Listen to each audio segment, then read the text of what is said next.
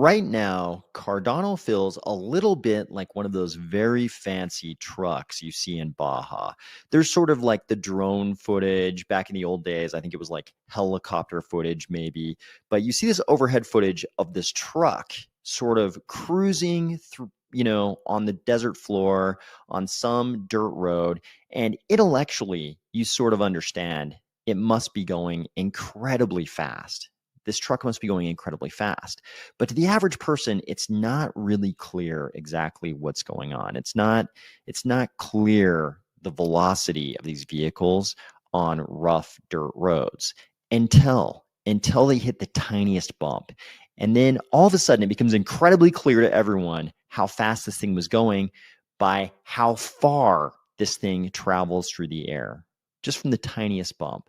Instantly, everybody understands how incredibly fast this vehicle was going, even though it wasn't really obvious until it hit that tiny bump. I think Cardano is a lot like those trucks. And what could happen in the next couple of months might be that bump that makes it clear to everyone.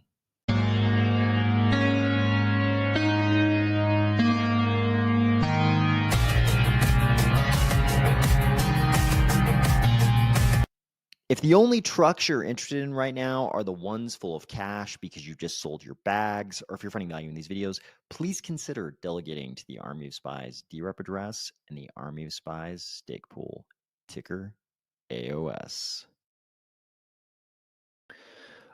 All right. Thank you, everyone, for joining. Thank you for joining. We're getting towards the end of the week here. Let's see who's in here. J. Marie, welcome. Fly over me, welcome. James Syracuse, thank you for joining. Fly Trout, good morning. Thank you for joining. Okay, it looks like it looks like that's everybody in the comments right now. Nope. I'm wrong. Needed to scroll. Smothcoin, thank you for not being asleep. Thomas Kirkpatrick, thank you for joining. Agni, let's go. Thanks for being here. Flying Hambone, thanks for being here. Marco, let's go. Daniil, let's go. Corn Sullied, hey there. Thanks for joining. John Polo, thank you for saying that. I appreciate it. Blue Mammal, I'm here always lurking. Oh, interesting name. This reminds me of another Blue Mammal. Emilio, hi. Brooke Peterson, good morning. Okay, now I think we got everybody. Thank you all sincerely for joining. I've really appreciated everybody jumping onto these streams. But let's get right to it. So I think this is how a lot of us feel about Cardano. It's like if you're sort of inside Cardano, if you pay attention to Cardano, you already know. These trucks that do these things. There's an incredible amount of engineering. They're incredibly expensive to build. They're actually traveling incredibly fast. What they can do on those dirt roads is actually an incredible work of engineering, execution by the driver and their teams. It's incredible what they're doing, but you can't really tell when you're just watching a broadcast of this from overhead. Drone footage back in the day, I believe it was always helicopter footage. You need that overhead footage, but you couldn't really tell. It just looks like a truck going along a dirt road. But then the second they hit these little bumps, all of a sudden they're launched through the air. They travel so far, you instantly understand, like, oh, if my car hit that bump, it would not go through the air like that. And it becomes super clear how fast it's going. I think this is the kind of thing that could happen to Cardano. So the question is, what jump is it we're talking about? What is this jump? James Syracuse, hit it on the head. Momentum is coming. John Polo, we're going to talk about momentum. Emilio, no fiat mining today. Oh, very nice. Very nice. You had a day off. That's good. Rulo 13 at Rulo, you're just in time. You didn't miss a thing. We just started. So here's a hint, I think, of the momentum that's starting to build. And this is that that year 4 momentum we've been missing out on all this time. And we don't know. We don't know if this is going to be a 4-year thing, a 5-year thing. We don't know. No one knows. The market is crazy, this crazy organic beast. Nobody knows which direction it's going to go. But we've got some good hints. We've got some good hints going on right now. I think this is one of them. JP Morgan expects the Federal Reserve to end quantitative tightening next week. We've been talking for the last week about Jay Powell's speech in Philadelphia. The owl got up there and he was like, hey, in 5,700 words, he basically said, we might have sufficient cause to end quantitative tightening sometime in the next few months. But now we see JP Morgan saying they're expecting the Federal Reserve to end quantitative tightening next week. From a crypto perspective, that sounds a lot better than possibly maybe sometime in the next few months. So momentum's starting to pick up incrementally, bit by bit. I think everything's converging. It takes a lot for these crazy times in crypto to happen. You've got to be in the right ecosystem. You've got to get a little bit lucky. You've got to be living in the right macro environment. And so far this year, what's been going on is we have not had the right macro environment. We've seen a lot of institutional money coming into, the blockchains we always knew they would come into first, Bitcoin, a little bit into Ethereum, but it hasn't come further out on the risk spectrum because we haven't had the right macro conditions for retail to really come into crypto like it has in the past. Crams Rabe, good day. Thank you. Thank you for joining from Sydney. Thank you for joining from Sydney. We appreciate it. Glad you're here. But this is a good sign. This is a good sign. Not saying JP Morgan is always right or that they have some kind of crystal ball, but in the past, they've hated crypto. At least Jamie Dimon has. Not everybody at JP Morgan, but Jamie Dimon definitely has been a crypto hater. But this is a good sign. There's a little bit of momentum building. This is some of that momentum building that we haven't had all year. That's led to what I think we can all. I think it's fair at this point to describe it as one of the most disappointing crypto years ever. Maybe not disappointing, but one that has defied expectations. More so than any year 4 of the crypto cycle before it. We also have the aftermath of this, in this case, a good aftermath. So this is Brian Armstrong basically following up on his meetings in Washington. We've talked all week about how all the centralized exchanges, a bunch of VCs, all went to Washington, and basically it sounded like they had corralled all of the senators on the left who were not getting on board with a market structure bill. And it sounds like Gillibrand and some of the pro-crypto Democratic senators probably arranged for this meeting to happen. And all the people with deep pockets in crypto, and Brian Armstrong as the CEO of Coinbase is definitely one of them.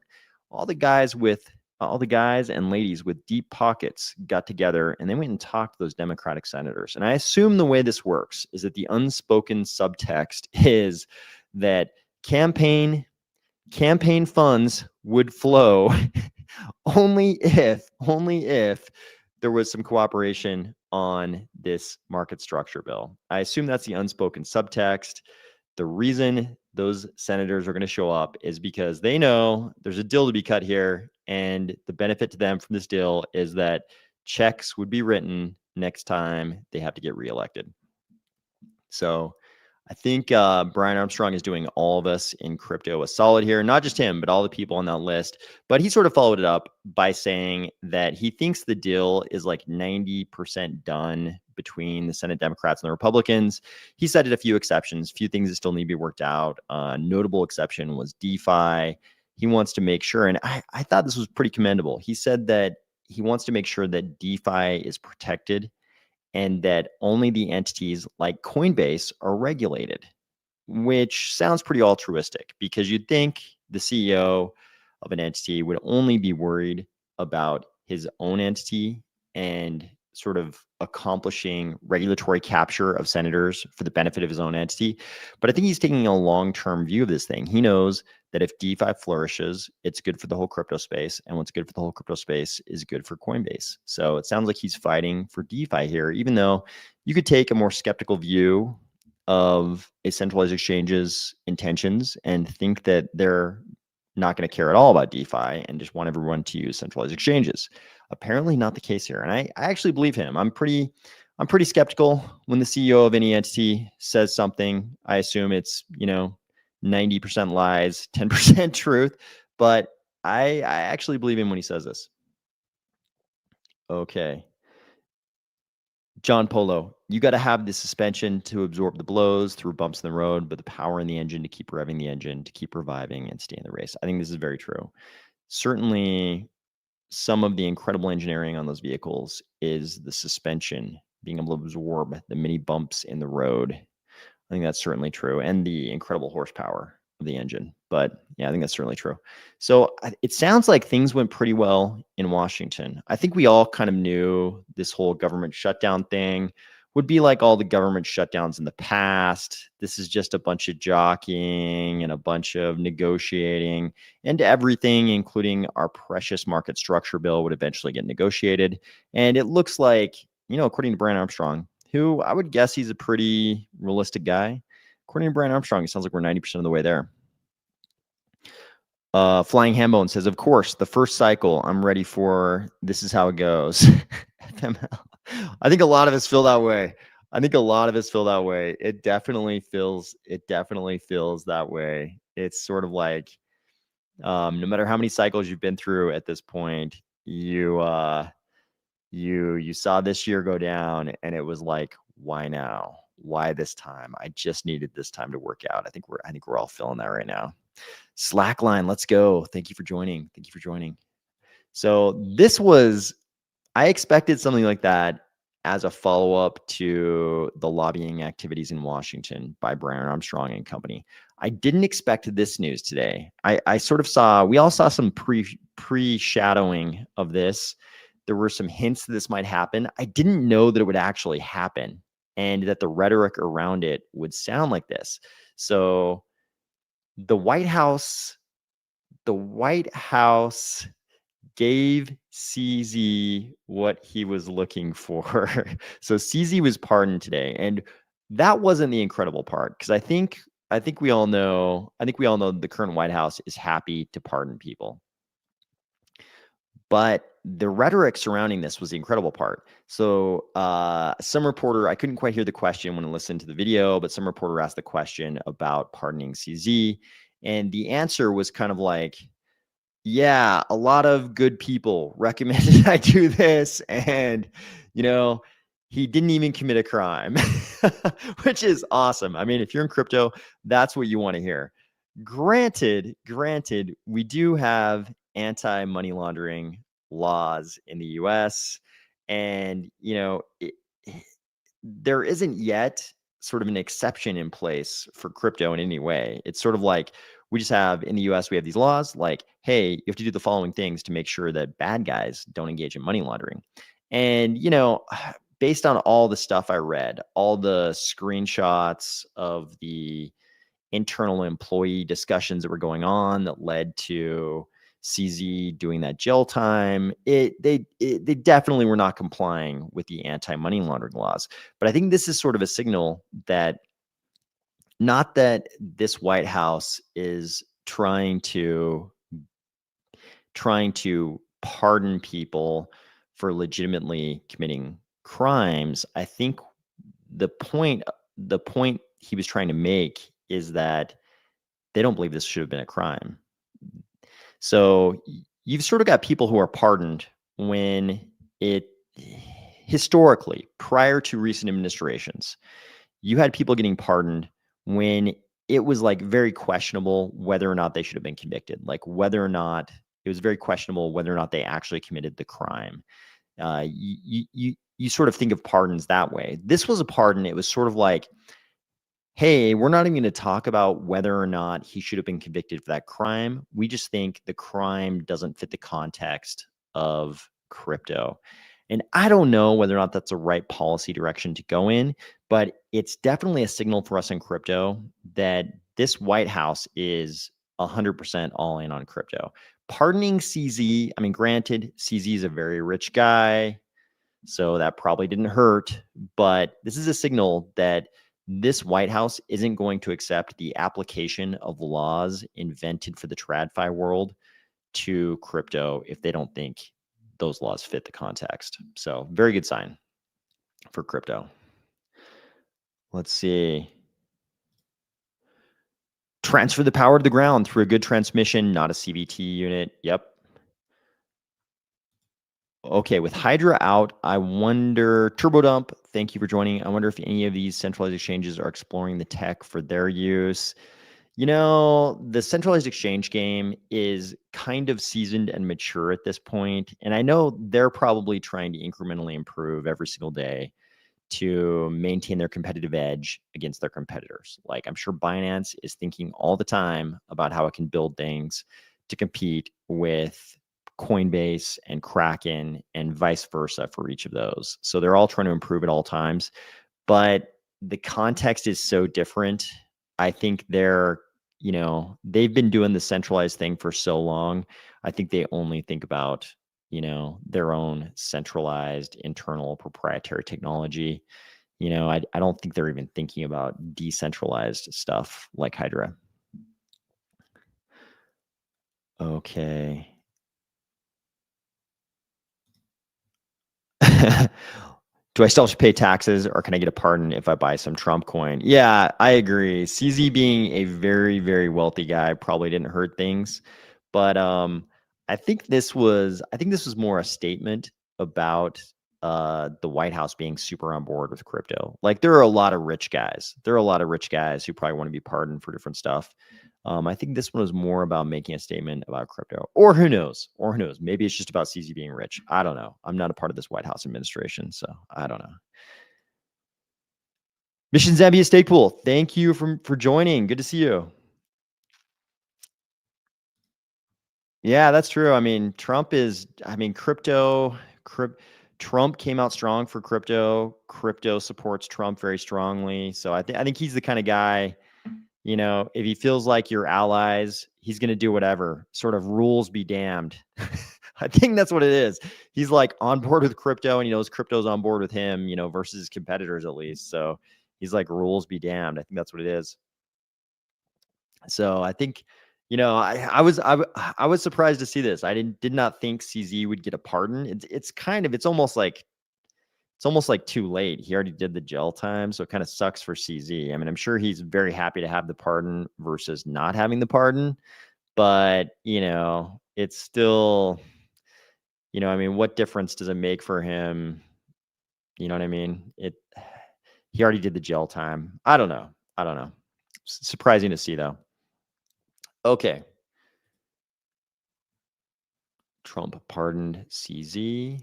Here's something a little more specific to the Cardano ecosystem. So we sort of got the first word out of the Midnight Foundation, first sort of, collected statement out of the Midnight Foundation since the end of the claim part of the glacier drop, whatever phase this was of the glacier drop. So they said, and they gave us some numbers. The first phase of the night token distribution is now complete, with over 3.5 billion tokens claimed by more than 170,000 addresses during the first phase of the glacier drop. The next phase of the night token distribution is the scavenger mine. Too long didn't read. They did not tell us when the scavenger mine is going to start. This month's update also details a strategic collaboration with Google Cloud. I like to hear that. So I like to hear, any kind of big, giant tech company that could onboard a ridiculous number of users. I like to hear their name along with in association with anything having to do with Cardano. So we like this, but this is kind of interesting. So they say, scavenger mine. With phase 1 complete, the second phase of the night token distribution will soon open participation to a much wider audience. There are no prereqs or eligibility criteria, and no previous on-chain activities required. I like that. Crypto is all about being permissionless. This is very permissionless. I love to see this because as time goes on, you notice this trend in crypto. things become more and more permissioned. We get less and less permissionless stuff. So, oh man, this, I could never get behind this. I could never get behind this. Both Flower Me and Risky Capital said the same thing. I could never get behind this. An SBF pardon. I could never get behind this. I so much rather have the CZ pardon than the SBF pardon. Like 100x. I'd rather have 100x preference on CZ. Okay. Jordan for America, thank you for joining. Oh, that one. I mean, he actually murdered a guy, so that's a little. That one would be a little more controversial. If they pardon Luigi Mangione, that would be that one would be extremely difficult to justify. Very, very difficult to justify. Cardano Universe, I'm with you. It's the end of the week. I think we all kind of deserve one. I think we all deserve one. But Scavenger Mine. So I was hoping for, my fantasy scenario with this announcement would be they would say, like 5-day countdown to the Scavenger Mine, 10-day countdown, 24-hour countdown to the Scavenger Mine. And here's exactly what these, puzzles will look like. I like they did tell us, though, anyone will be able to participate using standard computing hardware and just a web browser. That's helpful. That's helpful. I was a little bit afraid, it'd be like only certain operating systems, some weird requirement like that. We'd already sort of been told it was just going to be CPU based, so you wouldn't need to have, like crazy GPU rigs like you're mining back in the day or something. So web browser based CPUs for compute, that sounds great. Again, like over time, things have gotten so much more permissioned in crypto. We see NFT gating of things, which I think, it's kind of that innovation, it's good for some things. It allows people to build businesses, using non-fungible tokens. I think some of those things are good, but it is like this overall trend of more permissioned things in crypto. Whereas I think one of the best things about crypto, the original crypto ethos, is the permissionlessness of it, because all the kinds of control that curtail our liberty are, involve some kind of permissioning. So I don't think we don't want to be permissioned, basically. So I love that this was permissionless. I mean, you could say what you want about Charles, but the dude believes in the philosophy of crypto, the original philosophy of crypto. It's like, famously, he said, everything IOG ever builds will be open source. Somebody tells me I haven't heard him say that in a while. So somebody tell me if there's been an exception to that, if they've done something that wasn't open source recently. And I mean, sometimes they'll like build something and they'll say, hey, we're building this thing right now. It's not open source yet, but it will be. We will open source it when we're done building it, that kind of thing. That happens. But Charles has really stuck to the open source, permissionless, decentralized. Thank you, Fly Over Me. Decentralized, this is an important aspect of this as well. Of course, this all leads to decentralization. It's hard to have decentralization if you don't have permissionlessness. It's hard to build things on a decentralized basis if you don't have open source code. Oh, this is an interesting comment, Banana Republic. CZ and SBF are synonymous with themselves. Okay, so I think you're saying they're like synonymous with each other, like it's the same thing. I don't know, because SBF, we know SBF and Alameda were, I mean, at least my perception of the way that went down, it seems like it was clear that they took, sort of customer funds and did things with the customer funds they weren't supposed to. With CZ, it's I mean, as far as I know, those were all just anti-money laundering, crimes. I think everything he was accused of was money laundering. To me, those are two different things. Like, obviously, there are reasons we have AML laws. We don't want companies engaging with, the West to be helping the bad guys to launder their money. But so there are reasons we have AML laws. But with SBF and Alameda and FTX, it seems like we were dealing with outright fraud, right? That's my perception. If somebody can make an argument that there wasn't outright fraud going on there, like misuse of customer funds that the customers didn't know about, then, let me know. But I haven't seen any persuasive arguments that was the case. This is possible. But this is the point I'm making. Like, we haven't seen anything that establishes that Binance does the same thing. Maybe they are. I'm not saying they aren't. Maybe they are. We just haven't seen anything like that. Hasn't been established. What was established against Binance and CZ was all money laundering related stuff. I mean, that's my recollection, anyways. FTX did get caught, and I think your point holds though, Banana Republic. Like, there are probably a lot of characters in the space who were and are doing exactly what FTX was doing. FTX just got caught. I think that's true. I think there are some other characters who are certainly doing or were doing what FTX was doing for sure. Yeah. So yeah, I voted no on the Constitutional Committee withdrawal request. I think it's a little too early, right? It's the way I read that withdrawal request was 5 members of the Constitutional Committee, and granted, some of them are like councils, and there's like multiple people, but 5 seats, were requesting 1 million ADA. So I think it's still too early. I think it's still a little bit too early for that kind of thing, for us to have a paid bureaucracy of that magnitude. I think we all still need to be volunteers a little bit longer, because the problem is, here's the precedent. The precedent that will set is that you will have to keep paying the Constitutional Committee members. Even though we'll elect new people, every time, the new people will want the same money, and the DReps will also want money. The DReps will want money if we pay the Constitutional Committee, because the Constitutional Committee, their job is not to make policy decisions. It's just to decide if the governmental actions, if the governance actions are constitutional. So theirs is more of a technical role, like looking at the Constitution and deciding if a governance action violates any of the constitutional guardrails. It's more technical. The DReps have to do this policy decision making.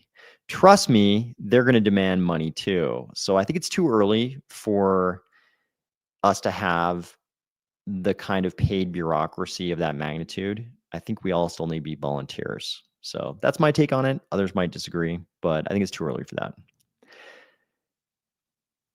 Banana Republic. In fact, CZ threw him under the bus to eliminate competition. Yeah, I don't know what CZ did or didn't do related to that, but I do know.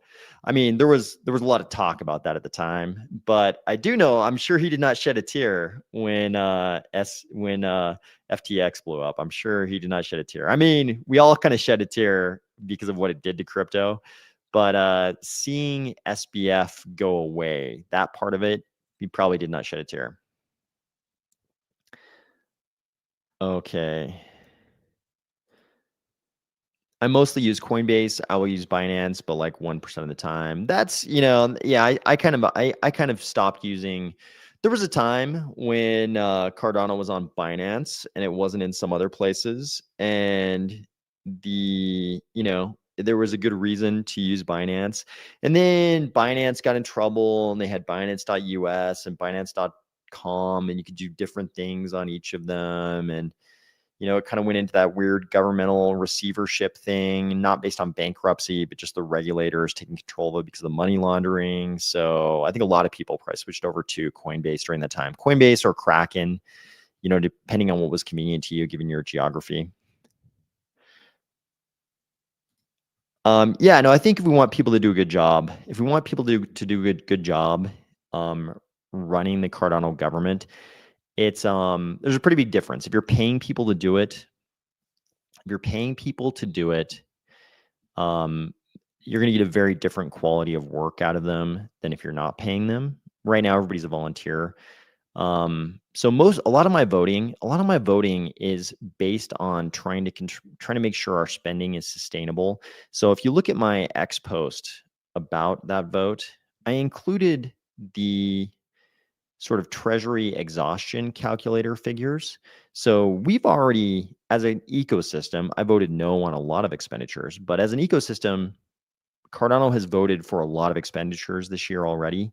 So, a lot of my votes, that's a big component. Are we pushing up towards those numbers where we exhaust the entire treasury in the next decade? Like, I don't think we should be voting for things that have us zero out the treasury in the next 10 years. So you could come to a different philosophical conclusion. You could say, no, let's do it. Let's spend all the money now. This is sort of the startup attitude. It's like spend all the money now, overspend, spend way more than you think you should to get ahead of your competitors because it's an all or nothing thing, zero sum game, one winner. That's what a lot of tech startups do. And a lot of them go broke, right? So I don't want us to exhaust the treasury. I want us to engage in sustainable spending.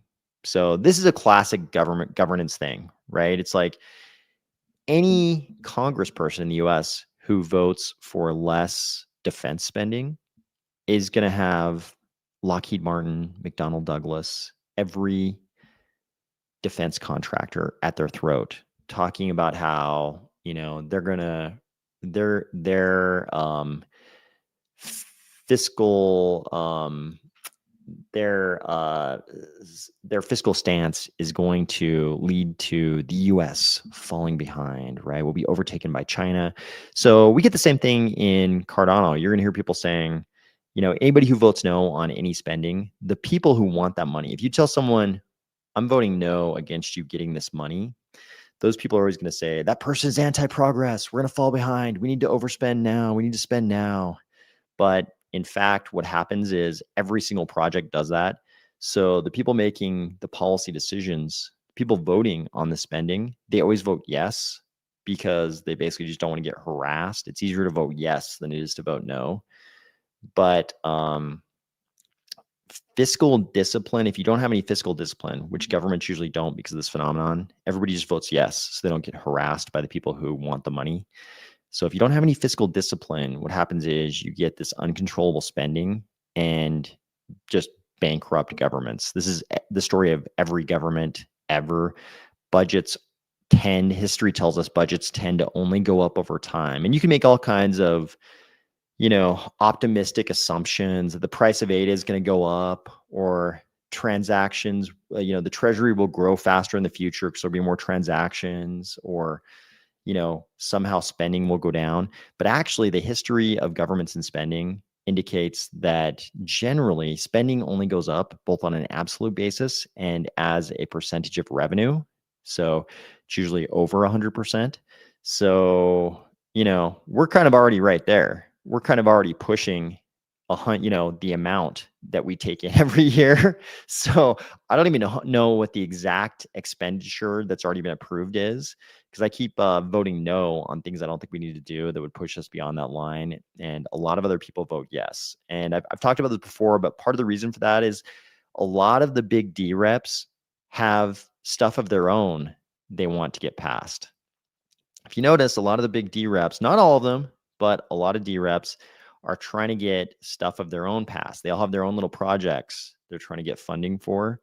And so they don't dare vote no on anything because they don't want to piss anybody off. They want everybody to vote yes on their stuff. So they just vote yes on everything. They don't want to piss anybody off because they don't want anybody to vote no on their stuff.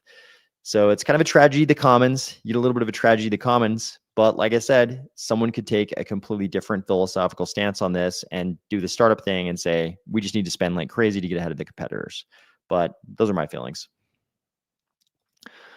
Let's see. Cardano Universe says, it seems like these devs are looking for a free ride more and we're not getting quality development out of most of them. Yeah, we're going to see. I kind of feel like the people who are around in year 4 of the 4-year cycle are often different than the people who are around when we're at the bottom of the cycle. So I think there is a difference in quality. I'll put it this way. I think you get more bang for your buck at the bottom of the cycle because the people who are there at the bottom of the cycle are really in your ecosystem. And there's a lot of people who sort of show up, all of a sudden they pop up, in the lead up to the good times. They kind of pop up, and yeah, I think you get more bang for your buck at the bottom of the cycle. So, I mean, and that's not in monetary terms. Obviously, ADA is worth more in the good times. But what I'm saying is the people you can fund at the bottom tend to be people who are really in your ecosystem. Whereas the people you fund at the top, they might disappear in between. You might not see them again until 2029. That's what I'm saying. Okay.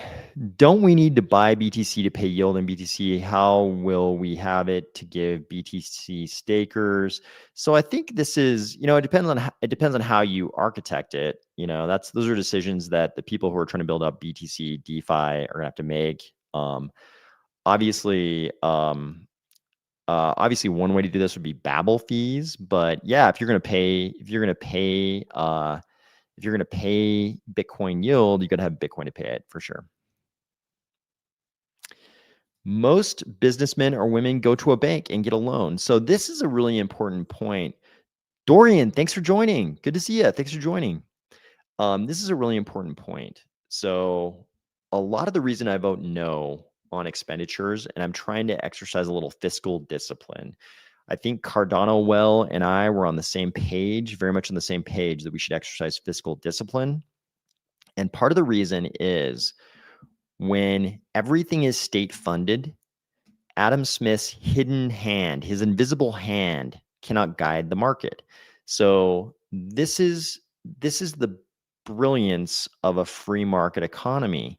The market, the invisible hand of the market, helps the economy to allocate assets correctly. Because what we know when you have state-directed economies where everything is funded by the state, everything's supported by the state, what you have are misallocations. So I think you make a very good point. If, let's just say in any economy, not even Cardano, but when businessmen and businesswomen have to go to a bank and get a loan, the bank has its own pecuniary self-interest to look after. So it's only going to make loans to people it thinks are, good borrowers. And if a bank isn't good at making those decisions, that bank's going to go broke. And in the future, you don't have to worry. The overall economy doesn't have to worry about that bank misallocating capital because it's going to go broke. But when you've got the government that isn't really worried about its own pecuniary interests, because the government is just using the community's money, which the Treasury in Cardano is, when the government is making those decisions, it tends to make worse decisions. Adam Smith's hidden hand can't operate. That's the beauty of a free economy. Adam Smith's invisible hand. So that's part of it. I think there are times when you should support, nascent ideas and businesses. There are times, this has been done very effectively at various times in the world, but the bigger story, when the government is making all those asset allocation decisions, we know how that goes. They make misallocations. We have plenty of state-directed economies that have become economic hellscapes for the denizens of those lands. We have many examples of this from the last century. Timing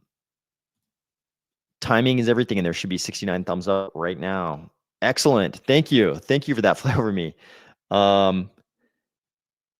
Yeah, I'm trying to exercise fiscal discipline for sure. Is there grifting? It's funny. The funny thing is people are only going to see it after the fact. After the fact, we're funding a lot of stuff right now. This happens all the time in Catalyst. But even with these treasury withdrawals, there will be things that people are voting yes on to fund them because, they want to get their own stuff funded. So they don't dare say no to anything, basically. There will be things that get funded right now, and they're going to go belly up in the future. Some of those things, they will turn out to have been bad decisions. And we'll only know in retrospect. But that's why I think the burden of proof is on the person who wants the money. Like, the person who wants the money always acts like the burden of proof is on the DReps to explain why, justify why you're voting no. But if you're asking for money from the government, the burden of proof is on you to establish why it's a good decision for you to have that money. So it should actually be the reverse. But of course, it's like Lockheed Martin, or any defense contractor, the way they would approach, a congressperson who's voting against, increased defense spending. We know how this story goes. Okay. What do you think about the foundation board members being financially responsible for their decisions? Doesn't that neuter them? So, yeah, Charles has talked about this quite a bit. So, apparently, according to Charles, one of the aspects of the Swiss foundation laws under which the Cardano Foundation operates is that the foundation board members are not sufficiently insulated from liability for their decisions. This is super problematic. And I don't blame them for being very conservative. If I was on the foundation, if I was a foundation board member and I was not insulated from liability, I probably wouldn't want to do anything. I probably wouldn't be in favor of doing anything because of the liability. So, Charles, of course, his solution to this is that they could migrate to, another geography, another jurisdiction like the UAE, and they could be a foundation in the UAE. I have no knowledge of UAE foundation laws, so I can't say whether that's a good idea, bad idea. I don't know anything about that. Charles has a very capable legal team, so I'm sure he does know something about that. But yeah, I don't think it's ideal for any kind of a foundation like the Cardano Foundation for the members to not be insulated from liability. It's the reason why we have corporations. There are multiple reasons, but one of the reasons is that it provides you some insulation from liability. There are things that can happen, piercing of the corporate veil for various reasons, usually commingling of assets, that kind of thing. But one of the reasons why corporations have been so popular since their advent a long time ago, one of the reasons they've been so popular is that when you have some level of insulation from liability, you're willing to do entrepreneurial, risky things. And those entities where people are willing to do those things are the ones that tend to, I shouldn't say they're the ones that tend to do well, but what I should say, among the group of entities that do well, the ones that were willing to take the big risks are like overrepresented for sure. So, and there's a million that fell because they took a big risk and didn't work out, but it fails. So, Risky Capital, thank you for joining. I appreciate you joining. So, yeah, I mean, the voting stuff is just going to go on and on. This will be the story of voting forever. About the foundation, I think it's probably something like Charles is suggesting. If what he's saying is an accurate description of the dynamics at the Cardano Foundation, yeah, I mean, if I was a Cardano Foundation member, I would, if I was a board member, I would probably want to migrate somewhere where I had insulation from liability. I mean, that seems to make sense. But I haven't seen, I've only heard Charles's take on this. I haven't heard the CF's take on this. So I'm sure whatever they're doing, they have a rational argument for why they're doing it. Maybe the switching costs are too high. Maybe moving the entire foundation somewhere else. Maybe they know it'd just be too burdensome. I don't know. I really haven't heard their take on that, but I would like to. Okay. Speaking of the founding entities, in this case, ones that are not IOG or the CF, Emergo Japan has some news. Cardano's USDA now supports Japanese yen. Anzen officials off-ramp rural payments become a reality. Super big news for the Japanese community. This is great. I had no idea. I guess I had not really ever seen any news about any kind of native Cardano stablecoin integration in Japan. So if this is the first stablecoin that supported yen conversion in Cardano, this is a great thing because obviously Cardano was founded in Japan, so we should have a Cardano native Japanese stablecoin. This makes sense. Or a stablecoin that integrates Japanese yen. So this makes a lot of sense. Is Ouroboros Laos coming by Q1 2026? I have no idea when it's coming, but that seems pretty. I don't think anybody really knows, including at IOG, because IOG can make projections, right? But projections about software are notoriously optimistic. So I'd be shocked and surprised. Maybe some parts of it, some aspects of Laos we could see in Q1 2026, but I'd be pretty shocked if it's like, end of March and we already have Laos. That would be pretty shocking to me.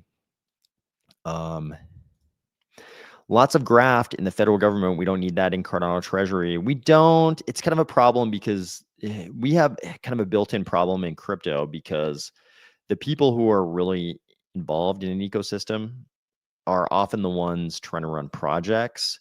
So you notice a lot of the big DReps are trying to get funding or have already got funding from the Treasury or from Catalyst. It kind of makes sense. I mean, if you're involved enough in Cardano that you're building a project in Cardano, you probably also want to be involved in governance, So like I said, though, it creates this kind of like hidden conflict of interest because I think they're a little bit more hesitant to piss anybody off. Like I think the people trying to get funding are less likely to vote no on anything because the most important thing to them is getting funding so they don't dare make anybody mad.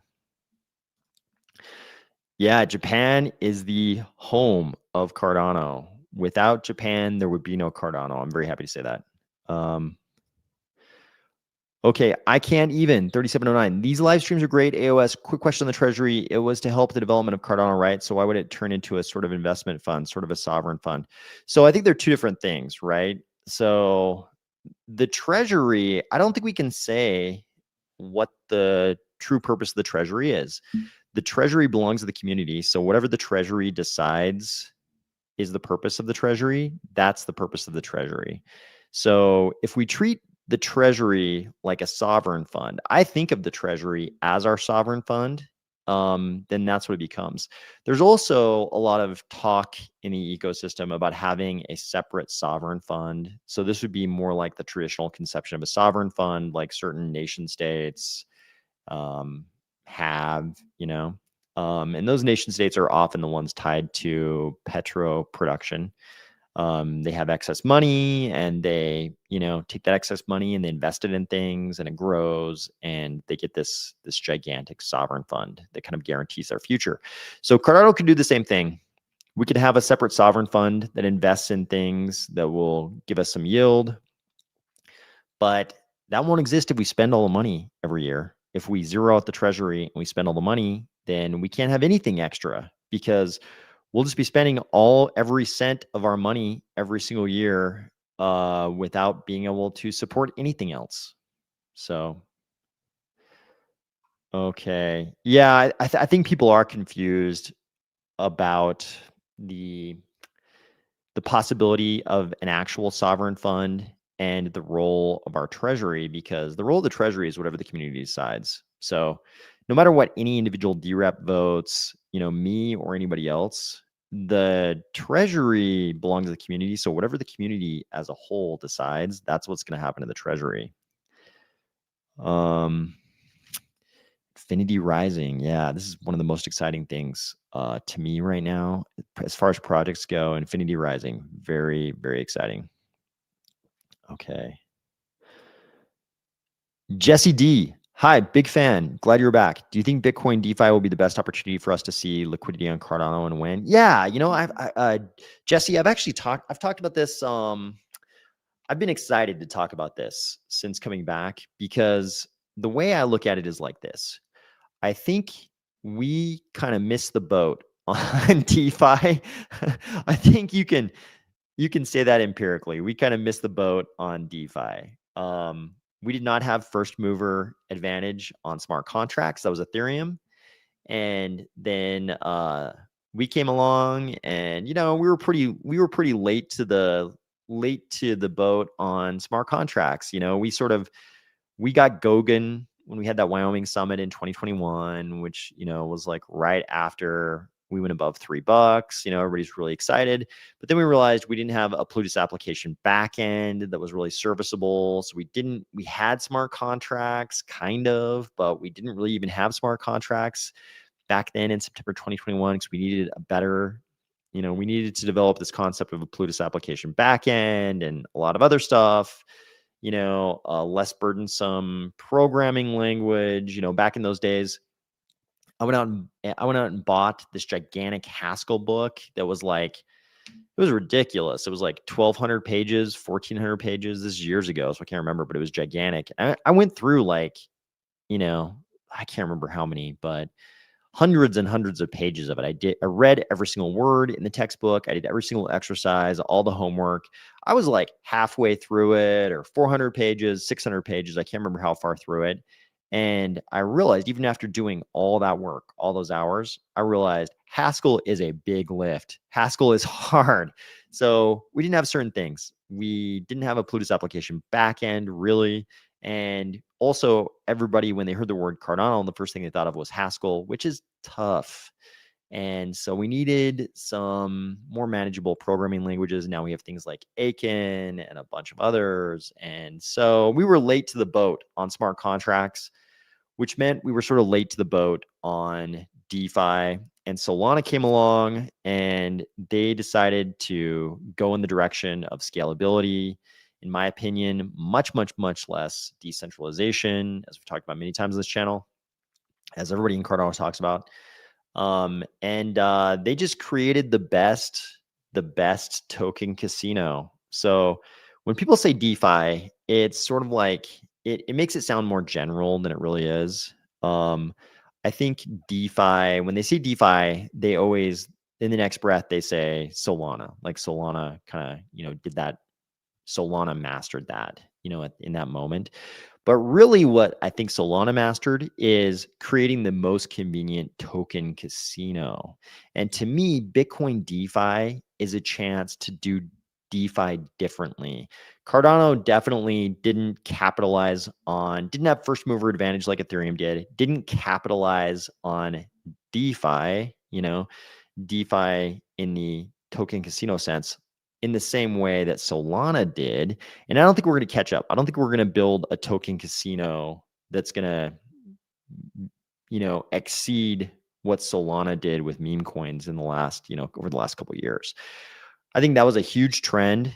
And what we've seen so far, we don't know what's going to happen, but what we've seen so far is trends come and go in crypto. But Bitcoin DeFi is different. To me, I think you make a very good point, because Bitcoin DeFi is different. Bitcoin is UTXO, unspent transaction outputs. Nobody else is except us. We're extended UTXO. All the rest of the world is Ethereum virtual machine, Solana virtual machine, account balance, EVM, SVM, right? Everybody's on the account balance side of the world. We're the only ones who chose the same road as Bitcoin. And Cardano, I think, can come in if we can build out Bitcoin DeFi. Everybody else can do the, wrapped Bitcoin thing. That's been going on for a long time. People have done that, and it wasn't embraced. Wrapped Bitcoin wasn't embraced like Bitcoin DeFi could be if it's done on a native UTXO basis. That's my hope. My hope is that doing Bitcoin on a native UTXO basis, doing Bitcoin DeFi, is going to be viewed differently by the Bitcoin crowd. If it is, then we can present them with some new types of yield. I hope we can present Bitcoin holders, among which I count myself, with a different type of yield that's not about doing the low cap token casino stuff, right? Like, we don't have to do it that way. We can go and do good things in the world and create a yield behind that, actually provide capital to small businesses around the world, do the whole, creating a more level economic playing field for the world thing.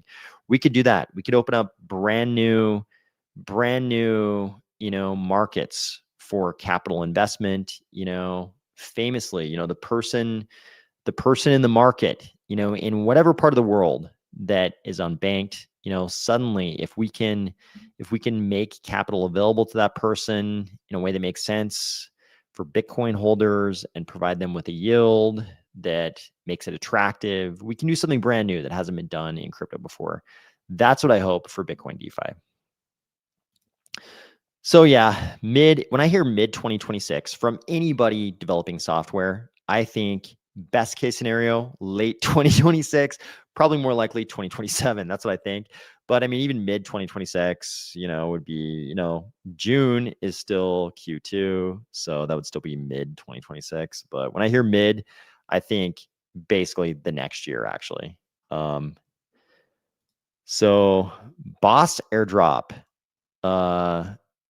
Oh, Seth, are you saying that the Bitcoin OS, the Boss team, said Boss airdrop Q4? If so, that's news to me. But hey, I'm not saying no to airdrops. Legit ones. There's a lot of scam ones out there, so look out, everybody. But I'm not saying no to airdrops. Registered like 3 wallets. Yeah, drop some more. If you know more about that, drop some more information about that. That's curious. I don't know anything about it. Ooh, man. Some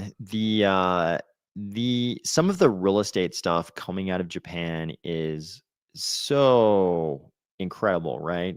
Just 2 nights ago, Instagram prompted me with this beautiful, incredible little property on a cliffside on the ocean in some part of Japan I'd never heard of. And of course, the price was incredibly low.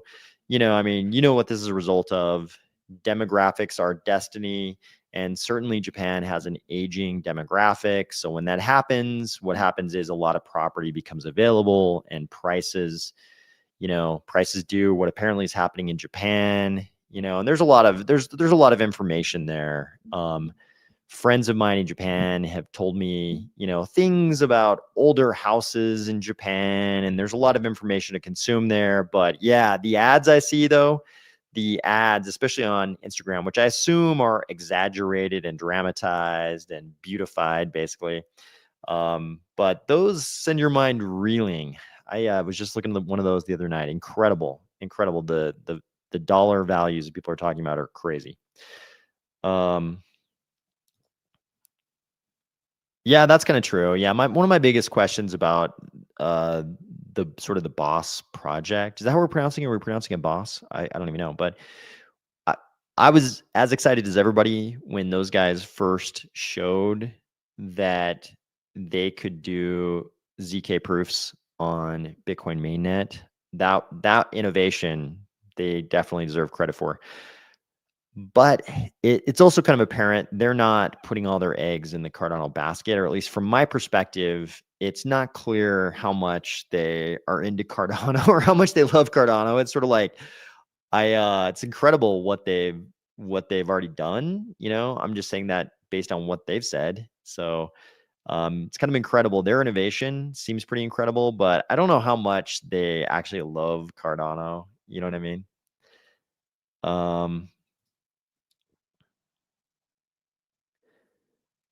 First parts of Ouroboros Laos by mid 2026. That makes sense to me. I could see that. I could see the first parts of Ouroboros Laos by 2026. Whether that means 1% of it or 40% of it, though, that's the question. Yeah, so much for BTC DeFi on Cardano or any DeFi. Yeah, no, I mean, I have high hopes. I have high hopes for Bitcoin DeFi on Cardano. I do have very high hopes for it. Yeah, no, I mean, I think this is sort of the central thesis for me. Just like I keep talking about how it seems the US government and every government in the world of a modern industrial nation state must create liquidity so they can roll over the debt. It's like that's going to happen no matter what. It seems like yield is going to come for Bitcoin as well. I think that's true. They can't, there's too much money sitting there. And currently, their yield, I'm doing air quotes with my fingers. I know you guys can't see it, but yield for them right now is kind of like waiting every 4 years and then selling. But that kind of sucks as a form of yield because you have you have to dispose of a percentage of your assets. So actual yield, like a normal yield, where you just get the yield and you don't have to dispose of your assets, I agree. It's coming for Bitcoin. Okay. Yep, I agree. Even myself, I think even myself, I am not fully aware of what they're doing right now. So I paid a lot of attention to them when they first made the announcement, and we realized what it might mean for Bitcoin or for Cardano as a UTXO blockchain. But I haven't really. I feel like I'm not up to date on their what they're doing lately. S. Walker, we were talking about psionic assets last night. Have you looked into how that works? Yeah, yep. Yeah. I have definitely done that. Um, I think that is so far beyond what people I think that's so far beyond what people are willing to accept right now. It's difficult to even talk about. But that is a very interesting topic, and we'll talk about that in some alien rumor rundown. Um, I'm gonna do one. I'm gonna do one at some point. At some point, I hope soon. But we'll talk about psionic assets and all of those kind of things, remote viewing, and what people think Skywatcher's doing, what it seems they're doing. There's a lot of things going on there. How much psionic assets were part of government projects in the past or not? There's a lot to talk about, I think. Okay. Yeah, I mean, this is my problem. Like, I'm always happy to applaud technical innovation, but I don't know anything about the token. I don't anytime I agree with this statement right here. This is the best way to put it. Um, Anytime anybody is selling you something, you got to be careful. I agree with that. It's sort of like I sort of look at it the same way I look at some, like I've always said the same thing about World Mobile. I don't know anything about the World Mobile token. I love their mission of connecting the unconnected. I love that mission. I don't know anything about the token. Boss, I love that they were able to I love that they were able to do ZK proofs on the Bitcoin mainnet. I don't know anything about the token.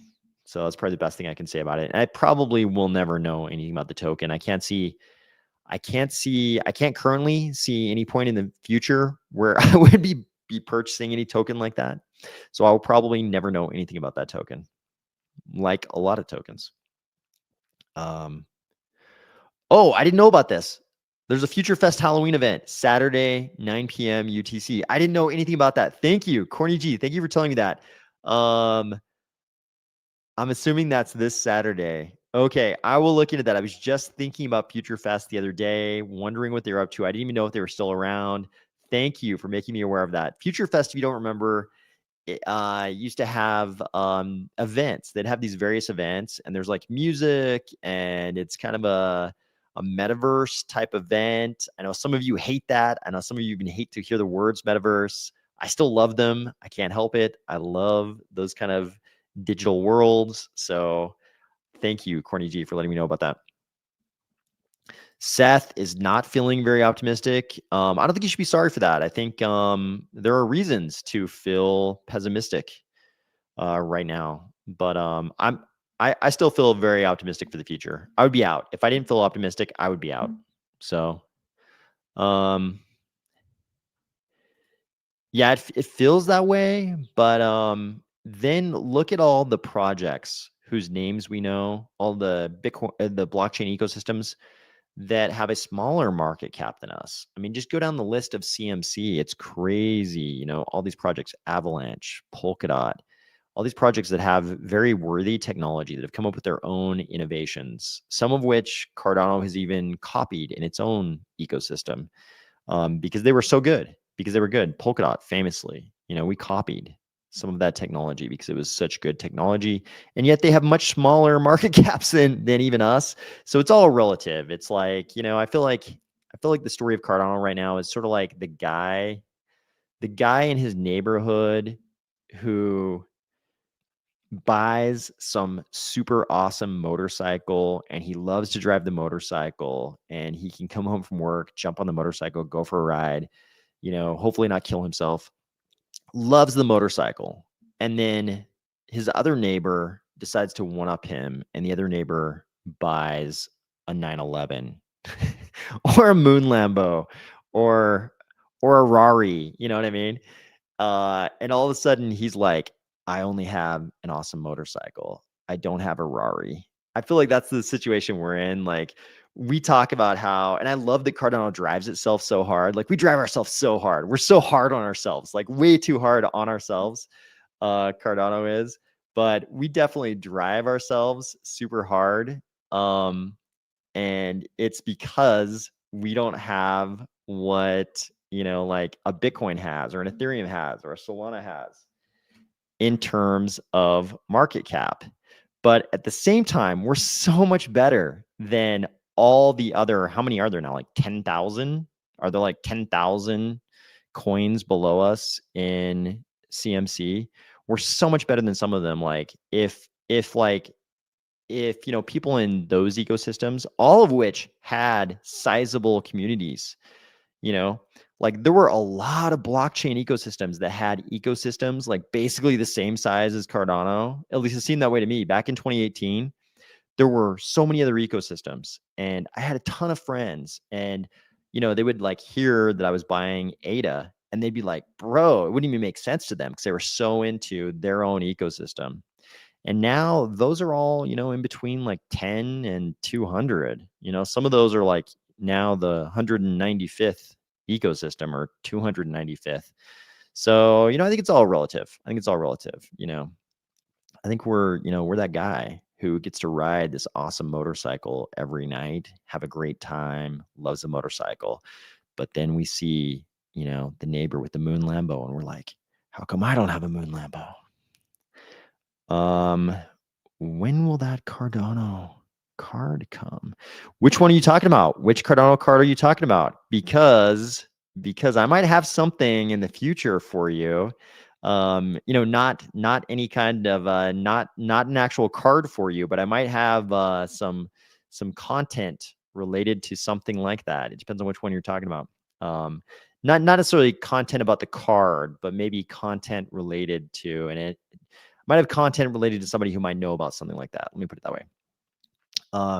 Think midnight hard cap is a mistake, and is dust what night should have been for Cardano? I guess then you start wondering why we even need Cardano, which is also hard capped. By the way, I hold the ADA bags, but I think midnight hard cap is a mistake. No, I don't think hard cap is ever a mistake. So I remember when it became clear to all of us who had been in Bitcoin when Ethereum was launching, when it became clear to us that Ethereum would not have a hard cap, we were like blown away. I think a lot of people in the ecosystem were like, the arguments they made for it, the rationale for not having a hard cap, we understood what their argument was, but a lot of us were like, oh my God, this is like one of the central reasons I'm in crypto, because it's hard capped. It can't be manipulated. You can't decide to, debase the currency. Like that was one of the central things with crypto, and it still is for me. For a lot of us, I think the hard cap is like one of the most important things. I think a lot of us in crypto have said the same thing. I've said it. Cardano well said it. If Cardano ever got rid of the hard cap, I think I know you're talking about the midnight hard cap, but if Cardano ever got rid of the hard cap, I might be out. Very possible I'd be out if Cardano got rid of the hard cap in Cardano. And so, of course, I'm glad Midnight has a hard cap too. I want to learn more about charms. I want to learn more about this. I need to do some reading. I need to do some reading about charms. And that info has been sent to me, and I'm behind in my reading because I've been doing these videos ever since I emerged from the mines, basically. But I'm behind. I need to read up on charms. Yep. This is how I feel. I'm actually old enough. I went to Chuck E. Cheese. I was old enough to go to Chuck E. Cheese as a kid. I remember those tokens. I probably still have one or two somewhere. I probably still have one. I know you weren't really supposed. I don't think you were supposed to take those home, but I believe at some point in the last few decades I saw one that must have been left over from when I was a kid. Yeah. See, this is one of the best things. This is a very good point. Fly over me, underrated point. Boss lit a fire under Charles. He had not been talking about Bitcoin DeFi prior to this. Yeah, I mean, I think what probably wasn't lost on Charles that if Bitcoin DeFi ever happened, that being like one of the only UTXO blockchains was probably going to be important. So I think that probably was not lost on him. But certainly, as soon as we saw that those guys had done the ZK thing on Bitcoin mainnet, yeah, Charles immediately understood. What I love about Charles is he's not afraid to he's doing the rational thing. He's not afraid when he sees something exciting. He's not afraid to grab onto it. He's not going to like hate it and be like, that'll never work. Instead, he's like, oh, great idea. Let me embrace that. That's how you got to be. I think that's how you got to be in life. If you're going to be involved, if you're not going to be a Luddite, if you're going to be involved in technology at all, you have to just embrace good decisions wherever they come from. Not even decisions, ideas and decisions. You have to embrace them no matter where they come from. So it's one of the things I like about Charles for sure.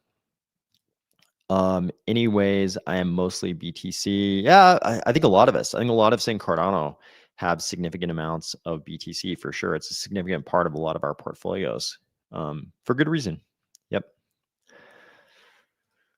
I want to see BTC DeFi somewhere, even layer one. I feel like this is how a lot of Bitcoin people probably feel. They would probably love to. So, I mean, it's kind of weird because for a lot of Bitcoin people, especially if you were in Bitcoin going back far enough, like the idea of yield wasn't even really a part of it for you. You know, yield wasn't even on the radar. It wasn't something you could even dream about. So it's like a dream they didn't know they could have. Yield is like a dream they didn't know they could have. And they've certainly watched, you know, what's happened in the account balance world with yield over the years, and they know there's a huge amount of risk involved, right? But the dream they didn't know they could have is the one that we've had in Cardano, where we have things like staking, which is a form of yield. And we don't have to suffer the robbery force to do that in Cardano because we have this native self-custodied staking. So we might be able to present them with some kind of a dream that looks more like that. It's a little bit safer dream. It's like a real dream as opposed to just risk assumption. So, I mean, there's going to have to be some kind of risk assumption, but I think we can do it better. I think we can do it better than the account balance world has. Cardano just has so much upside before even all-time high. Yeah, I mean, it's wild. It's wild. We're at the price we're at right now. I don't think very many of us expected to be here in October of Q4 of year 4 of the cycle. I certainly didn't. I think anybody who says they expected this is probably lying. So, you know, it's like there's a lot of crazy stuff going on. So it's weird we're at the price we are, but it's, you know, I talk about it all the time on this channel, but it's really because of the macro environment. It's liquidity. It's the lack of liquidity. So thank you, X File Fletch. Thank you. I appreciate the delegation. I appreciate that very much. Sincerely. Thank you. So do you think AI assisted programming can significantly speed up development and integration of new features on Cardano? So some of you will remember this. Some of you who've been around the channel will remember this. So last cycle, before I had to go back into the fiat mines, I got as excited about AI as everybody else. I'm still super excited about AI. But one of the things that really got me excited was before I'd ever heard the term vibe coding, you know, the first thing I thought of when I saw how powerful AI had gotten, one of the first things I thought of was like, man, AI is going to be really good at helping with coding type activities. So one of the first things I did One of the first things I did with AI that surprised me, it surprised me how successful it was beyond image generation. I had done like a ton of image generation, but one of the first things I did that really surprised me was create a video game. I created a video game, actually a couple, but one that ran right in the browser. And I made a Cardano related video game. There were like, it was like side scrolling, like some of the arcade games I used to play back in the 80s. There was one specific one, I can't remember the name of it, but it was like, World War II, fighter pilot game. Only you could just like, it was like side scrolling, but vertical. So I guess vertical scrolling. It was side scrolling, but you could move vertically. You could only move vertically, and you'd move vertically and like shoot the enemy planes. So I basically duplicated, cloned that exact game and put it up on a website. And it was actually playable in the browser for anybody who visited the website. I believe I still own the URL. It was Cardano Games dot, was it a dot .io? I still have it, but it was like cardanogames.io or cardanogames dot something, and it was playable. And I had done, like the Khan Academy JavaScript course, so I knew a little bit about JavaScript, but how easily AI put together that code for me and, ran it in the browser, incredible. So do I think AI assisted programming can significantly speed up development and integration of new features on Cardano? I don't know. You'd probably have to ask IOG about that. You'd probably have to ask IOG engineers about it. But do I think AI assisted programming is incredible? Yes. Yes. Maybe that'd be a good video if I interviewed an engineer from inside IOG and we could ask him these kind of questions, because I feel like we don't get to see enough of that. I think people are afraid. People who make content around Cardano are kind of afraid to get that far in the weeds. With sort of the engineering side of it, but that's the kind of stuff I would love to talk about. So maybe that's a good interview for the future. Just get an IOG engineer in here and ask them those kind of questions.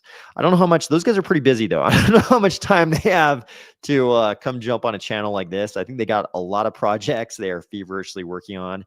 So I don't know how much time those guys have to do stuff like that, but maybe we could trick one of them into coming on the channel. So that's the spirit, Seth. Seth Shepard. That is the spirit. Not throwing in the towel. That's how I feel.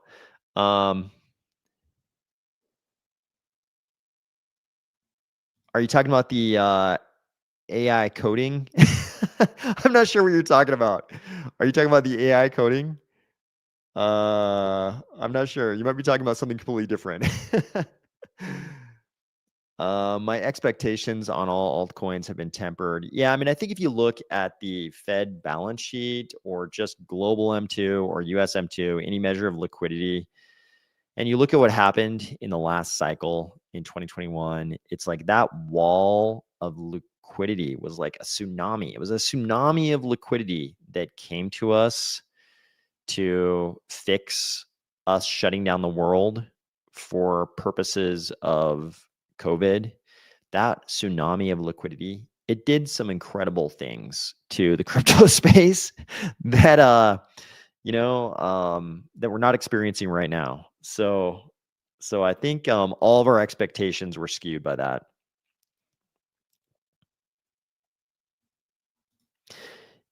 Yeah, I believe so strongly in this. Flying Hambone, thank you for saying that. This is something I believe really strongly in. Doing science, doing science is important. And the way we do science is through peer review. And this is not what happens in crypto. I said this, I used to say this to people back in 2018. Again, when I was having those conversations, when Cardano was just one project among many, right? When I was in Cardano, I had many, many friends in all kinds of projects, most of which, no one talks about anymore. But my friends would ask me, why Cardano? Why do you believe so strongly in this? Why are you DCing into this ecosystem? One of the things I would say to him was like, hey, look, I feel for the underdog. If there is some 17-year-old in his parents' basement coding a blockchain, coding things that could be a part of a blockchain or creating a blockchain ecosystem or, trying to launch an ecosystem. Like, I feel for that dude. I love that he's undertaking this endeavor. It's courageous. Like, I feel for him as the underdog. But I kind of trust the guys who are trying to do peer-reviewed science instead, right? I kind of trust the professors who are like not just, coding something up in their mom's basement. The professors who are like, hey, I've got this idea, I've got this hypothesis about how this thing could work. And I'm going to put this all into a big paper, here's why I think this can work. Here's what I think the game theoretics are behind it. Here's what the code is going to look like, all those things. Like, the peer review of all those things adds something. It's like, I trust the scientific process a lot more than I trust the kid in the basement. You can argue the kid in the basement isn't confined by the contours of academia and peer review. So he might come up with wild ideas. He might be more likely to come up with wild ideas in some cases than someone inside academia who's confined by, sort of like the prevailing thought processes in academia. That's certainly also true. But do I think peer review is going to do a great job in poking holes in bad theories? Yes. And that is why in some ways I trust the peer review thing more.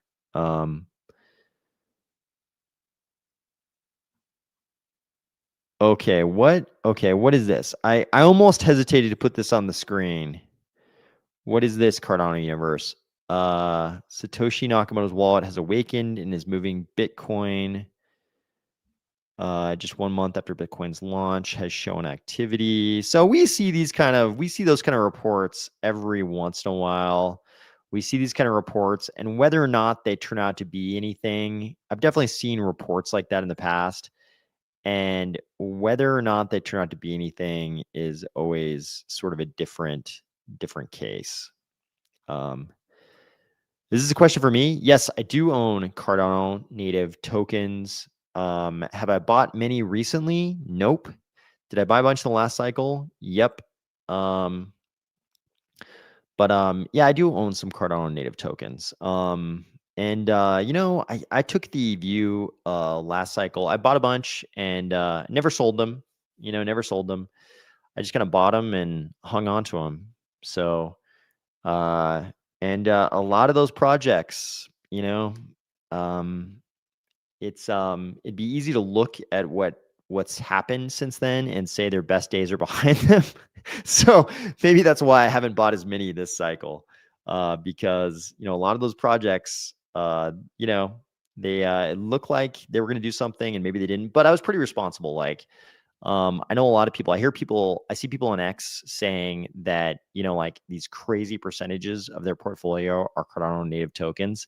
I was never like that. It was always a sliver, a tiny part of my portfolio compared to ADA. ADA was a big, huge part. Cardano native tokens were always a little tiny part, just because I remember I had been through the 2017 ICO craze, and I saw so many people I know buy into a million projects that turned out to be mist vapor. No matter how solid, seemingly no matter how solid they looked when they bought into them, they all turned into vapor. So it took like a really compelling case to get me to buy even a tiny amount of any Cardano native token.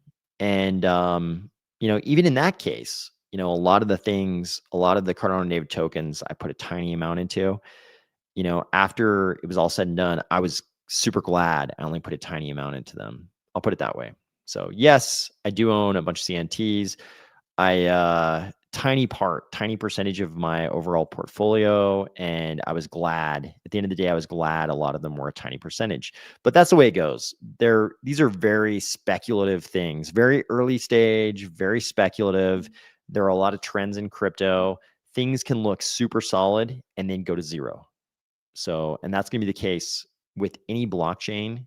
The projects within that blockchain, huge huge percentage of them are going to look so solid and then go to zero. So you got to be super careful. I don't know. I was just thinking about this like yesterday. Yesterday, I was thinking, what happened to Singularity Net? I would like to know the answer to that question too. I never bought any Singularity Net because I just, you know, it was never, I was never compelled to purchase any Singularity Net. So, but I'm curious. I'm curious. Okay. Do you think rewards will increase if stake operators get paid more? So I think we kind of know the mechanisms by which rewards would increase. If if volume goes way up, if because we've got sort of like the inflation in the ecosystem, that's part of the rewards, and transaction fees are part of it. So the rewards, kind of only go down over time, on the hope that transaction fees go up, which is true for most blockchains. Like famously, one of the fundamental things about the Bitcoin ecosystem is that the block reward, gets cut in half, on a predictable schedule. So, it's like that's what's going to happen with the inflation part of it. Will transaction fees go up over time? We hope so, but nobody really knows what that's going to look like. Okay. No, I haven't. So I haven't talked about this yet. So I haven't read their full proposal yet. But I noticed today, like when I first heard about this though, which was, I don't know, a couple days ago or something. When I first heard about this a couple days ago, I a lot of people were like, "Oh, we shouldn't give the CF money for that." And then today, I saw a lot of people saying the proposal is actually that the CF is going to use its own money to pay for these domains. So, I don't know. I don't know if that was the proposal from the start because I haven't actually read the proposal. How excited am I for .ada or .cardano domains? That part I don't know. I never really considered. I never thought of that. It never occurred to me as something. I never found myself like wishing, like, oh man, I really wish we had .ada domains or .cardano domains. So I've got to read their proposal and see what they think the benefits, would be. It's something if we could snap our fingers, it'd be kind of cool. But I've got to read the proposal and see how the CF describes it. So, so this was a game I played on arcade, like the big, Tron style arcade units. But yeah, it could be the same game. I remember that game existing, and it could be that I just remember it on 8-bit Nintendo. But it could be it was the same game because that happened quite a bit back then. A lot of the 8-bit Nintendo games were also arcade games. I beat Grok at mini debates. It uses a lot of internet paid articles which are biased. Yeah, I just today, I can't tell you what the subject matter was because it would tell you too much about me, but just today I asked an LLM, not Grok, but a different LLM, a question about something I know a lot about, and it was so wrong. It was so wrong. It told me something that was like black and white, specifically so wrong. So hallucinations are still happening, and it cited some sources, and I got really excited when I saw it because I was like, oh my god, I know a lot about this topic, and I had no idea that was the case. And then I looked at the sources it cited, and it was basically like using a word, a name that doesn't even exist. It was citing a name for a person, and that person doesn't even exist. The sources, it cited sources with links. And I looked at the sources, and none of those sources even use that name. So this was like full on hallucination. So I can't tell you that because, oh, interesting. You've been a manufacturing engineer. Okay, that's pretty interesting. So, I can't tell you that because it gives away a little bit too much about me. It gives away a little bit too much about me. So it'd be too easy to narrow down. It wouldn't be easy to narrow it down, but it would it's too big a step. It's too big a step toward, toward IDing me. So it's not so much my actual background, but that combined with little things I've said here and there, it's just I try not to I try not to go any millimeters in that direction, basically. It's the only way it works. You notice that like a lot of people, they start out anonymous and then they just can't help themselves and they give, a couple millimeters here, a couple millimeters there, and pretty soon they're like face reveal. That will never happen on this channel. So I try not to go even a millimeter in that direction. Okay. Okay, this is interesting. X-File Fletch. Thank you. Registration for Glacier Drop. Scavenger mine phase. Starts 4 days, 19 hours, 42 minutes per the Midnight website. Can anybody confirm that? Are you just joking? Because that's going to make me excited? Because that's what I wanted to see. Is that real or are you just joking?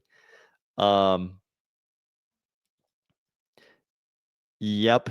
Yeah, I don't know how easy it is to I actually don't know how easy it is to make it on Cardano. I'll take your word for it. I know how easy it is to make it. To make it so it runs in the browser, I think is pretty easy based on my prior experience. To make it run on Cardano, that part I don't know about. So I'll take your word for it.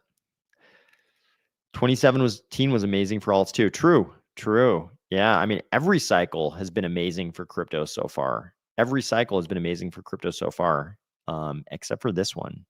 This one has only been amazing for a few ecosystems, namely just the ones above us, which is not many. That's not very many ecosystems, guys. You've got some, granted we're number 10, but you've got some stable coins in there, and certain ecosystems have done better than others above us, but it's just a few that this one's been great for. So Seth Shepard says that was my first one.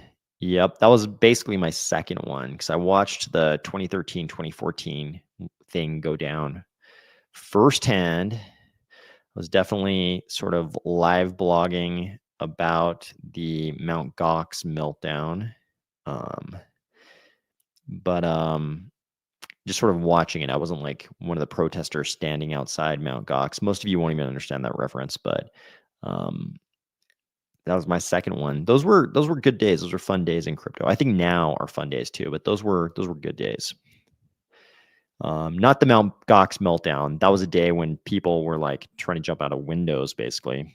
I don't know if that actually happened, probably, but those very bad time for a lot of people who lost Bitcoin in that one. But they were interesting days. I should put it that way. Okay. Vincent 2. Everyone's broke and doesn't have money for the bare minimum to survive the daily grind. Where the heck does retail get the money from? Fair comment, man. I can't debate you on that. That's a fair comment. It's like we're living through a macro environment that is so different from what was going on when I was a kid. When I was a kid in the 80s, the world was our oyster. We only had good things to look forward to. Our grandparents' generation was the one that like lived through the Great Depression, and they had stories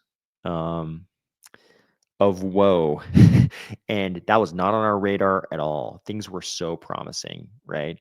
It's like Reagan got up and gave that speech, Mr. Gorbachev, tear down this wall. Then the wall actually came down. We had recently still, the prior decade or so, we had been going to the moon still. The world was so promising in the 80s. This is a very different environment. Things are changing really rapidly. In fact, I almost included a clip from an interview with the Prime Minister of Singapore when he talked about how fast the world is changing right now, with the US stepping back from basically mediating the world's affairs. Something I've talked about on this channel. We won't jump into that right now, but I think there's a whole discussion that everybody should be looking at right now about how the world's changing with the US stepping back from policing the world's blue water trade routes and all those things. We're in a changing world, and The middle class is shrinking, and normal people like us, I feel like most people on this channel are normal people, like, like me. I'm a normal person. And the middle class is shrinking. Things are getting much tougher, like, salaries and compensation for normal everyday workers like us. It's not keeping pace with inflation, and inflation is doing this skyrocket thing. So it's tough. I feel you on this, man. I feel you. I think what you're saying is very true. I was referring to psionic stuff, nudging you to get. Okay, let me go back. Okay, sorry. There's enough comments going by that I haven't kept track. Okay, I understand now. I think I understand. Okay, so this comes up occasionally. I think you know the problem with burning ADA. Charles put it eloquently. Whose ADA are we going to burn? Because it all belongs to someone or some entity, right? It's like we've all got our personal ADA. I don't want anybody to burn my ADA. I want to keep my ADA. And then you've got the ADA in the treasury, and then you've got the ADA that is yet to be issued for staking rewards. I also want to get my staking rewards in the future, so I don't want you to burn that ADA. So I think Charles put it best, like, whose ADA do you want to burn? Anybody can burn their own ADA. If anybody wants to burn their own ADA, I'm okay with that. So that's fine. Yeah, Daniil had the same reaction as me. Yep, and Seth said he was just sort of joking. Sorry, I'm a little behind in the comments, guys. I'll try to catch up. Which project on Cardano can work with who work with? You want to work with which project on Cardano can you work with to create a racing car video game? So there have been a few projects that were kind of centered around a racing game. Also, Infinity Rising has Solito Valley, which has car racing inside of it. So I don't know if you're going to build one from scratch. If you're going to build a youth promo, if you were going to build a car racing game right now, who would you work with? I don't know. Maybe post it on X. See if you can get any bites. You might get a developer who is interested in developing that concept with you. I don't know.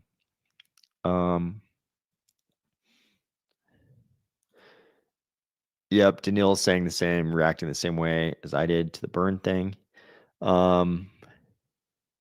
Oh, okay, yeah, you hit it right here. I hadn't even seen this comment. Do you know if Cornucopias, which is now Infinity Rising, is a good project to work with to create own game? Those guys are great. The Cornucopias, now Infinity Rising team is fantastic. They are so busy building their own stuff.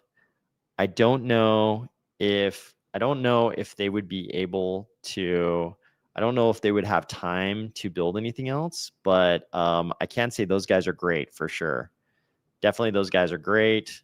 But them having time to help with anything else, I don't know about that. You can hit them up though.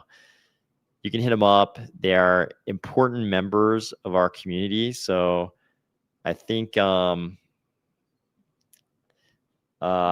can definitely hit them up. They might even have time to give you a response.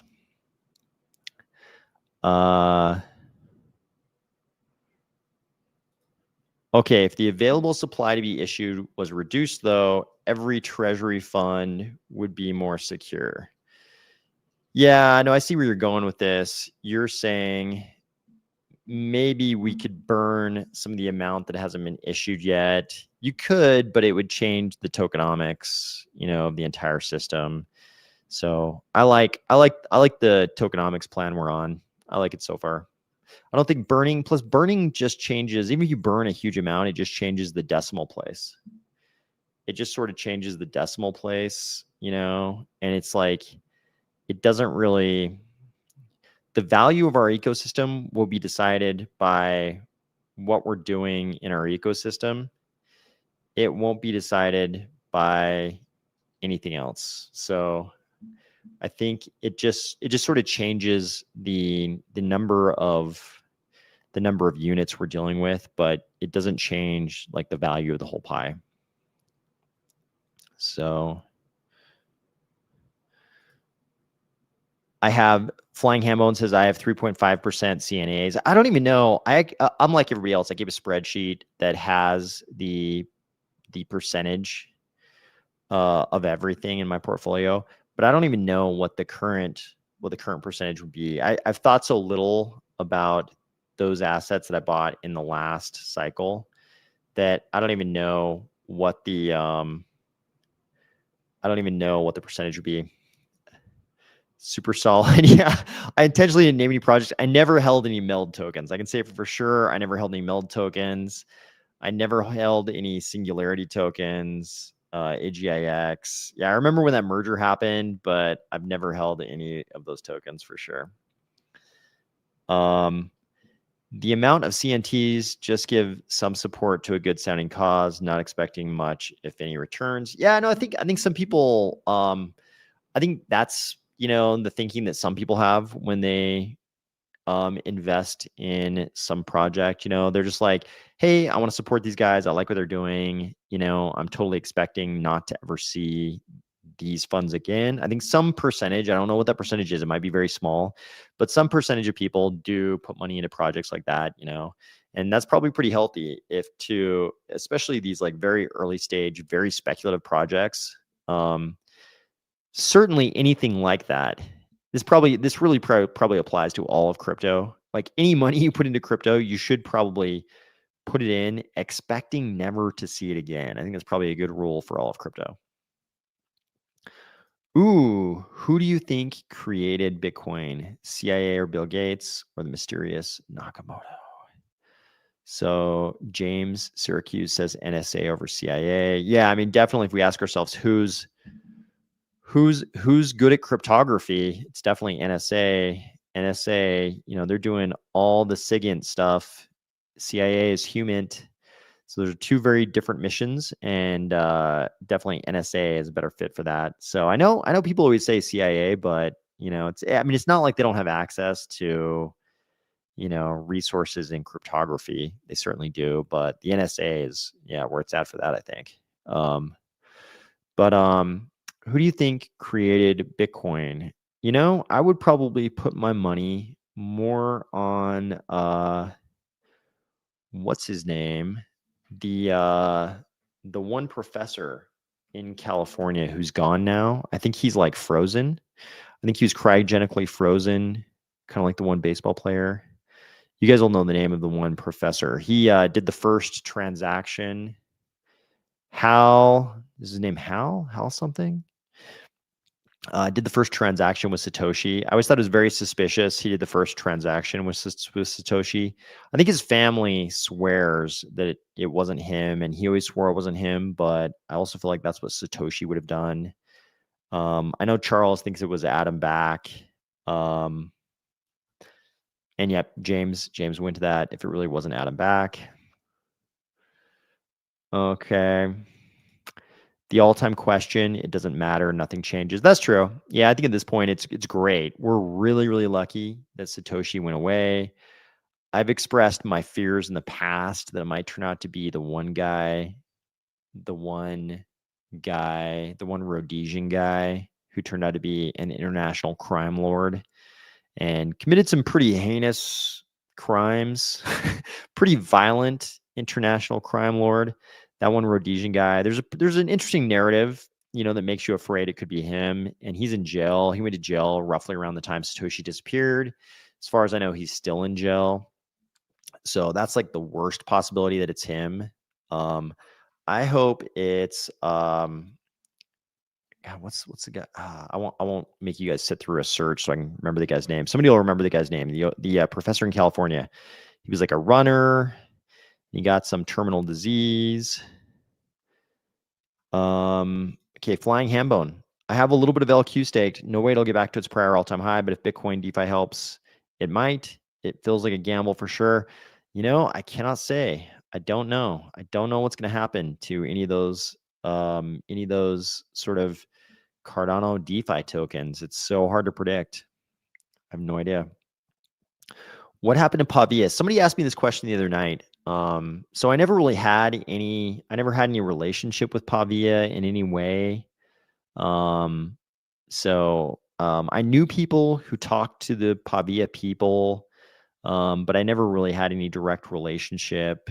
Some of the people who I had on the podcast, other people who are commenting on Cardano, were sort of in touch with the Pavia people, but so I would hear things kind of secondhand. So I don't really know what happened. Um, it looks like they went through some kind of a change. Look like the old people are out and maybe some new people are in.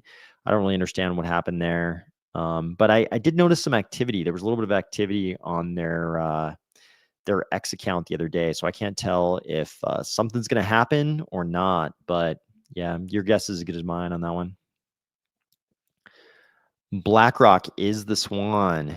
Yeah, that's a colorful way of putting it, because BlackRock might be the swan, and the word black at the start of their name is kind of foreboding. But yeah, that's a good point. BlackRock definitely changed things. Okay, here we go. Confirmed registration for Scavenger starts in 4 days, 19 hours. Thank you. Thank you guys for letting me know about that. That's great news. That's great news. Okay, 4 days and 19 hours. There we go. Exactly what I was hoping for.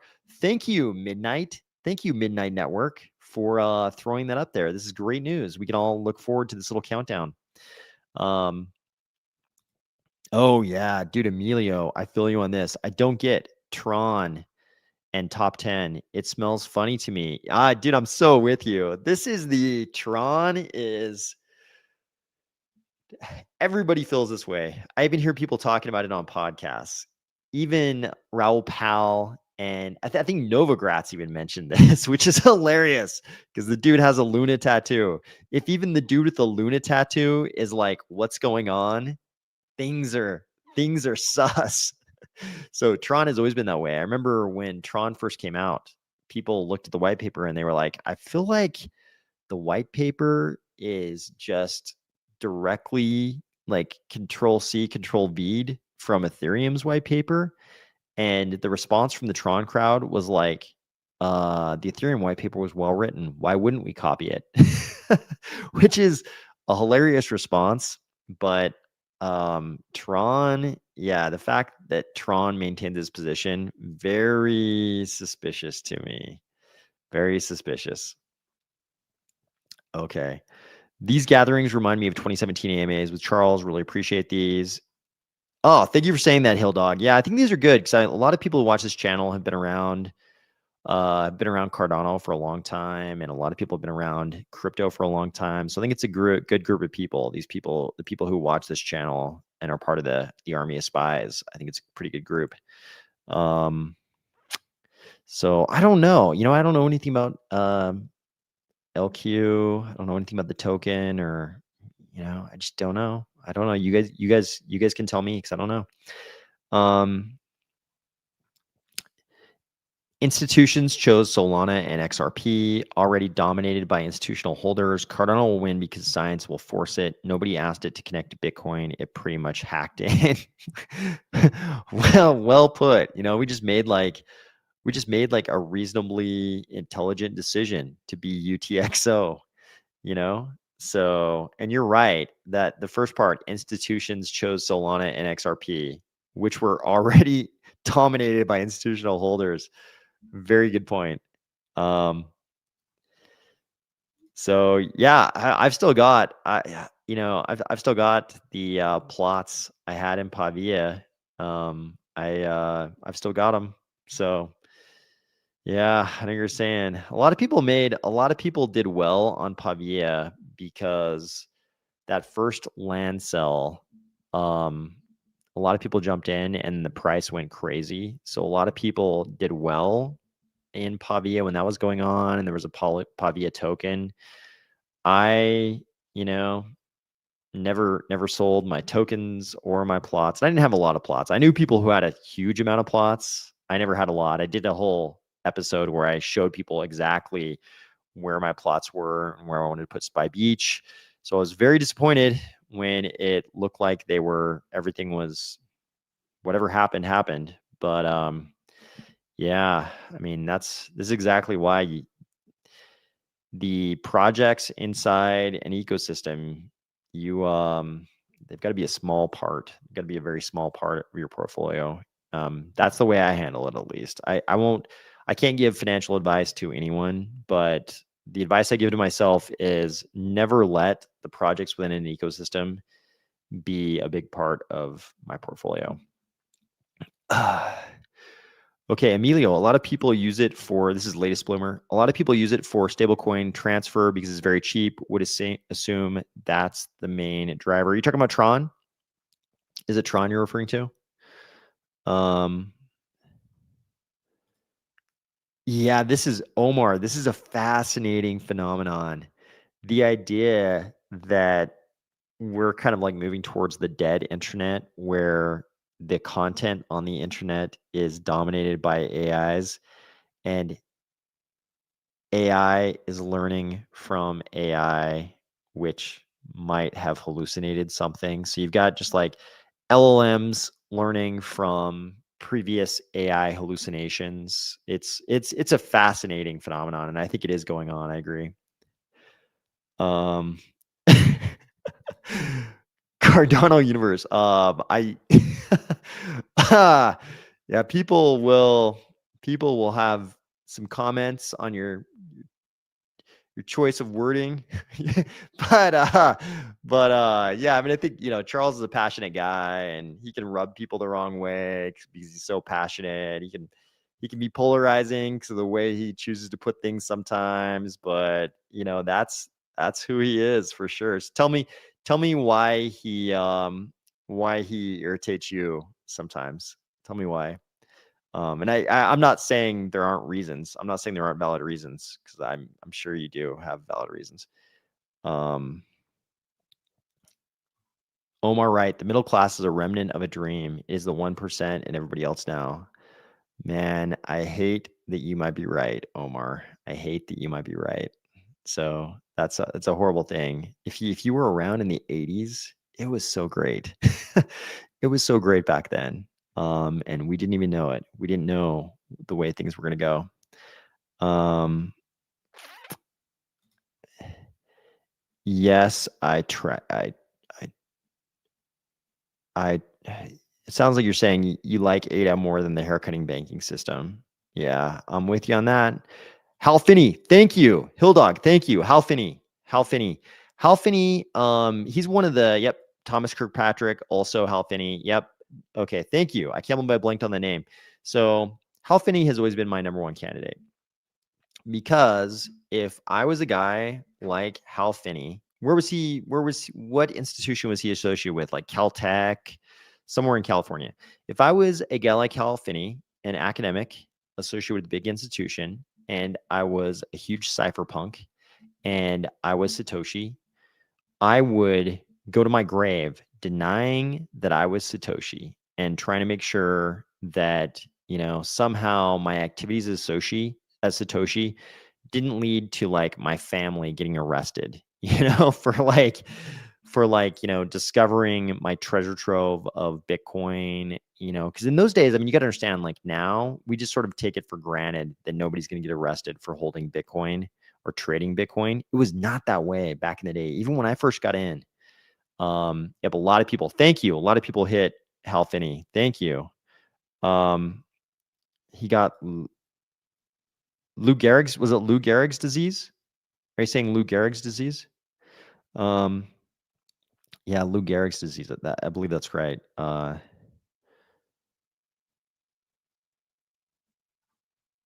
Okay. Youth Promo says Toke, a new Cardano token, I believe a project that was going to work on BTC DeFi. What happened to it? I have no idea. I don't know anything about a lot of these little projects.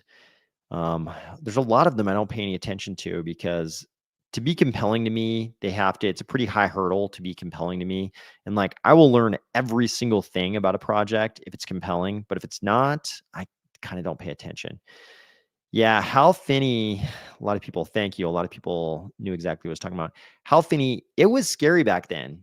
Even later, after the Hal Finney days, you couldn't tell. You couldn't tell if the wrong person was going to end up in the White House And it was like, it wouldn't have shocked me back in the day if the wrong person had ended up in the White House and they just like ordered the DOJ to arrest anyone who was caught trading Bitcoin. Like, it was basically happening, actually. There was a website back in the day called Local Bitcoins. I might be messing up the name, but it was something like that. Local Bitcoins, basically. And Local Bitcoins was this thing where you could meet up with people in person and they would like give you cash and you would transfer Bitcoin to them. So what was happening back in those days is literally the DOJ was sending people in and posing as buyers. And then they would just like make some off comment like, yeah, I'm in the exotic substances business. So I've got to, do something with my money. And then the person who'd met them on Local Bitcoins, like agrees to give them some amount of Bitcoin for cash. And then the DOJ arrests that person for, narcotics money laundering. That was actually going on back in those days. So if I was Hal Finney, I would have been, afraid, to like, I would have gone to my grave denying I was Satoshi, and I would have, considered not telling my family about how to retrieve my Bitcoin for fear that they would sell the Bitcoin and get in some kind of trouble or something. So it's possible it could be Hal Finney. He's always been my prime suspect. I get the Adam Back argument. I think Charles has legit reasons for thinking it's Adam Back. And there's there's certain things. We don't have to get into the whole who is Satoshi investigation right now. That's something I think we've probably all looked at pretty closely over the years. There's a lot of reasons to believe that Satoshi was educated inside the British system and was of the same vintage coder as Adam Back. So there are legit reasons to think it's Adam Back. But also, if it's Adam Back, he chose to give himself a Japanese name. So, if Satoshi was that creative and that he was able to obscure his identity to that extent, why couldn't Hal Finney have thrown in a few British conventions here and there, those kinds of things. So I don't know. Yeah, same thing with this. Hal Finney, there are messages where he would have had to have been talking to himself. But if I was trying to create a paper trail proving I was not Satoshi, this is exactly what I would have done. I've done exactly that.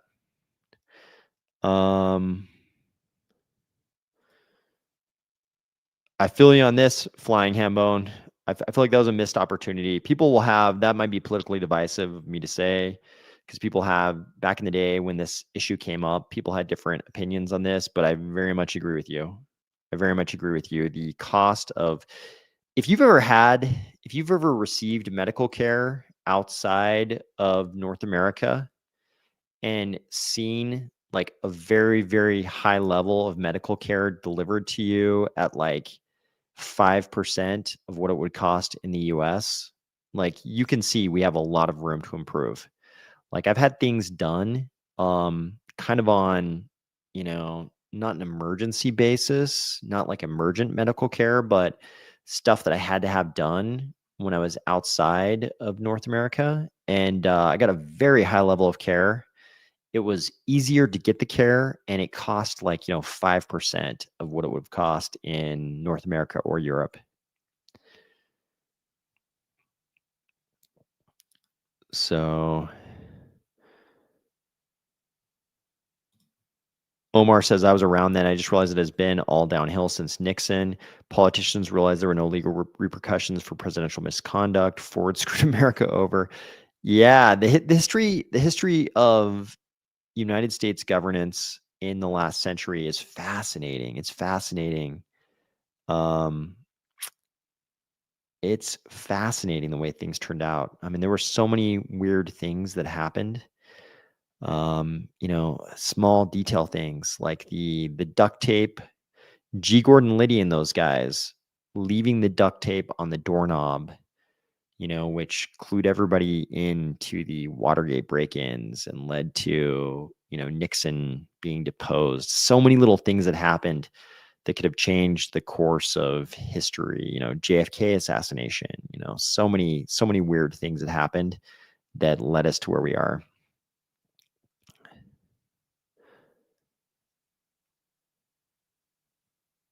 ALS. Okay.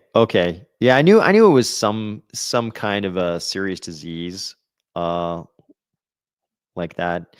Yeah, I'm with you on the spell check, producing the ridiculous spellings. I'm definitely a victim of that. Cardano Universe says Charles is like Einstein with crypto, but can be like Dr. Jekyll and Mr. Hyde. I think a lot of people would say that. I think Charles is one of these guys. We got to take him as he is. Charles is the way he is a character. He's a colorful character, and I'm gonna miss him. If anything ever happens to Charles, I'm gonna miss this dude because he's so colorful. We could have a super boring dude in Charles's spot who technically can do everything Charles can do, but be like a super boring, bookish, introverted, non-passionate guy. And the market cap of Cardano might be a tenth of what it is, right? Because there are guys like that in crypto, and they're running like the number 320 ecosystem, not the number 10 ecosystem. So I kind of think the mixture of ingredients that went into producing a Charles is part of the market cap of Cardano. Even though it's polarizing to some percentage of people, I kind of wonder if it's not a component in our current market cap in a positive way. Nobody knows. Star Room Studio, I think nobody knows. We don't know if things are going to go crazy and JP Morgan's right and there's an end to quantitative tightening next week, and all of a sudden we get some quantitative easing and we get the cuts. We get the cuts in how many days till the cuts now? The cut this month, just a few days, several days. We get the FOMC meeting and cuts this month, and then we get the final cut in Q4 that's upcoming, and we get some liquidity and things go crazy, or we just continue doing what we're doing. I don't think anybody knows. It's like I compare it to a wild beast at the zoo. The zookeepers have a guess whether the polar bear is going to roar or go attack the pumpkin they gave it because it's Halloween, or if it's going to go jump in the water. From minute to minute, nobody really knows. It's a wild beast. Yep, latest bloomer just said exactly what I was trying to say. Youth promo. Okay, so Flying Hambone says youth promo 6891. That would be epic in so many ways, and honestly, it's overdue to improve voting systems. Yeah, I strongly agree. That would be epic, and I also agree with Flying Hambone. It is long overdue for us to have better voting systems. Yep, strongly agree. I don't believe the creator didn't know the transparency blockchain would bring to all transactions. Yeah, this is a good point. The radical transparency of blockchains is a bit of a double-edged sword at times. But to me, it's one of the most beautiful things about blockchain ecosystems. The radical transparency of the chain is a miraculous thing. It's a wonderful thing. Life hack: do your dental work in Mexico if you're in the States. There's a bunch of countries I could name. There's a bunch of countries I could name where the standard of care would seem nearly identical to North America and Europe, and the cost is so incredibly low. Like I actually have had conversations with doctors, like lots of conversations with doctors I know in one place like that, and they kind of agree. Like doctors who've studied both over here and in their home countries, and have experienced healthcare over here, they kind of agree that the standard of care is very similar, and they know that the cost is so much lower. So yeah, it is kind of a crazy thing. No criminal with any intellect would create that. Oh, I see the point. I see the point you're making, that it can't be Paul LaRue, the super criminal, because he would not have made it so transparent. Well, criminals make mistakes. So, I think there are, Satoshi also designed like a poker game at one point to go along with Bitcoin. And I think it never got implemented. But Satoshi, as much as we think about him as like this altruistic person, chancellor on the brink, let's make one for the people. Like, Satoshi also designed a poker game. I think it was poker, but he also designed some, like, gambling related stuff to go along with Bitcoin that never got implemented. So, it's I think because you have, one collection of genius ideas doesn't mean you don't also have some other types of ideas. Yep. Okay. Thank you for clarifying, Omar. That's what I understood. That's what I understood from the previous comment, that Lou Gehrig's disease is ALS. I actually always forget which which acronym applies to Lou Gehrig's disease. So thank you for that. But that's what I understood from that previous comment. Okay. As much as I love Charles, I love that Cardano was his own thing, separate from him, a child that has grown up and is a young adult living on their own. Yeah. And I mean, I think this is due to Charles cutting us free. Some other ecosystems we know, like earlier this year, there was notoriously the tweet from Vitamin Butters, where he kind of raged out on somebody on Twitter, and they were like talking about the nomination of people to the Ethereum Foundation, and he said, I reposted it, but he said something like, I'm the one who I'm the one who names the new foundation members, or something like that. And we could be living in that world with Charles right now. That could be the way, Charles could have hung on to that for, probably a couple decades or something if he wanted to. But instead, he told us from the start, I'm going to give you guys freedom and turn the ecosystem over to the people. And he did exactly that. That was Voltaire. So here we are. When I think the only reason we have that freedom is because he designed it that way, and then he executed on his promise. So, yeah, exactly. Charles could be Brad Garlinghouse. I don't know what it's like inside the XRP system, but people talk pretty positively of him, even though, Charles made some choices that I prefer. I prefer the way Charles has handled the ecosystem. The cycles are mangled. Yep. True. We're in weird territory. We're in dark territory here. Charles is out there all the time explaining technical cryptography on YouTube with whiteboards. Who else does this? Yeah, the amount of communication, like, it's kind of funny. People discount that the amount of hate you get is kind of commensurate with how much communication you do. And Charles does a tremendous amount of communication. It's like, I mean, Charles is like this. Elon is having trouble with bots. Charles, spends like a huge amount of time thinking about it, and then presents it all in like a, like 2-hour whiteboard video where he explains his solution to bots on X for Elon's benefit, and then offers to do it for him, like basically for free.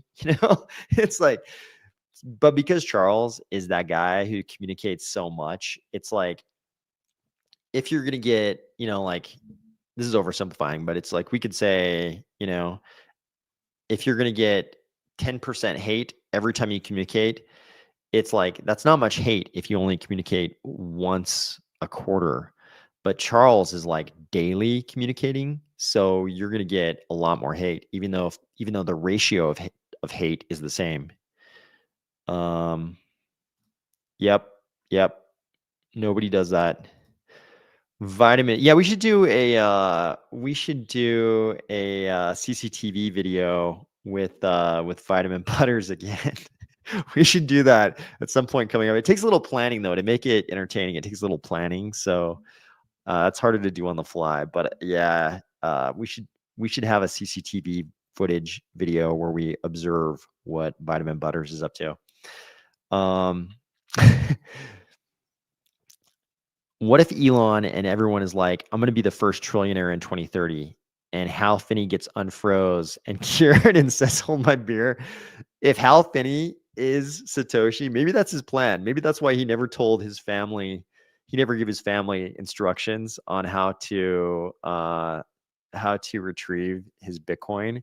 Maybe that's the whole plan. Maybe he was like, I'm gonna get myself cryogenically frozen, and then I'm gonna come back in 100 years or whatever and be the world's first, trillionaire. Maybe that was the plan. Okay, you referenced the fall of EOS somewhat recently. Yes, I did. Could you ever do a more in-depth video about chains of the past and why they didn't work out? Yeah. Yeah, definitely. So I can tell you right now why EOS. So I, I can tell you why I knew EOS wouldn't work out. So EOS, amazingly, one of EOS's big things, I remember when this ICO went down. So for those of you who don't know, EOS had the biggest ICO ever at the time. It was like 4 billion. And everybody was like, even I heard that number and I was like, whoa, $4 billion ICO. This was right in the ICO craze. And people were doing these small ICOs, and the the $4 billion ICO was amazing. So people had very high expectations, and it was Dan, what's his name? Charles worked with him on the one other project, not EOS, but the one other project long before Cardano. So I knew immediately that EOS wasn't going to work because I read the white paper and they had this big governance thing. But part of the governance thing was that they would have like these real world like mediation courts if there was a controversy about something that happened on chain. And I read the whole thing and it was so skeletal and like so ambitious but poorly laid out. Like I read through it, I knew immediately it absolutely would not work. And I was like, okay, granted, these are not attorneys. These are, these are tech guys. And, it looked to me like no attorney was involved in the thinking through of how this was going to work.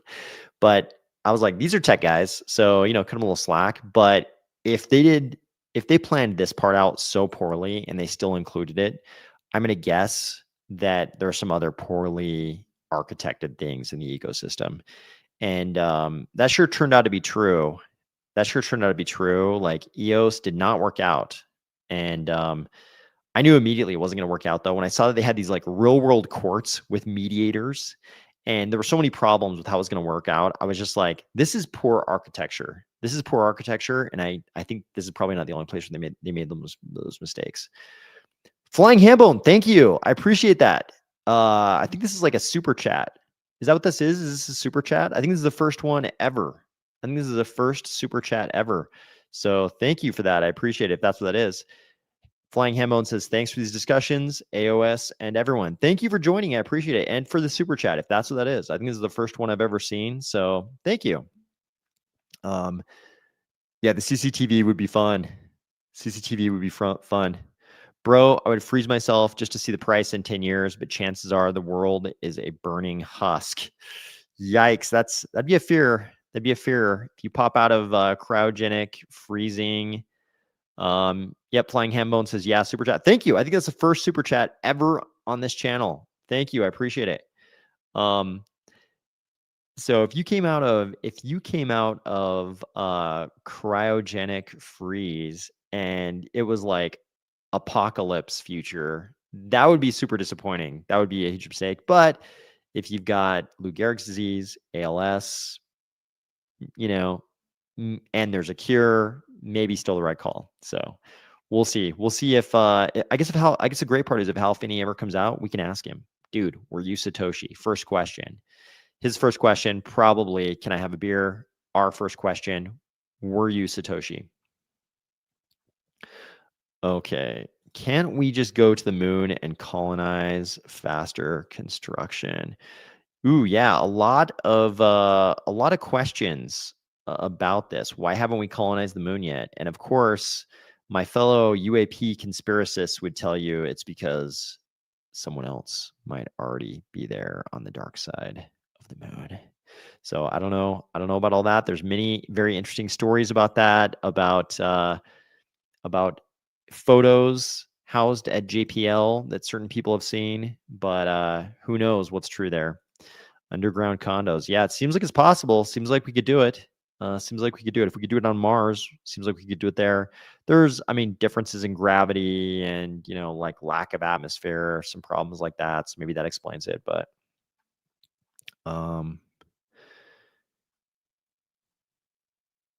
yeah, flying ham bone, way to defrost. Yeah, that was definitely a defrosting of the super chats, that's for sure.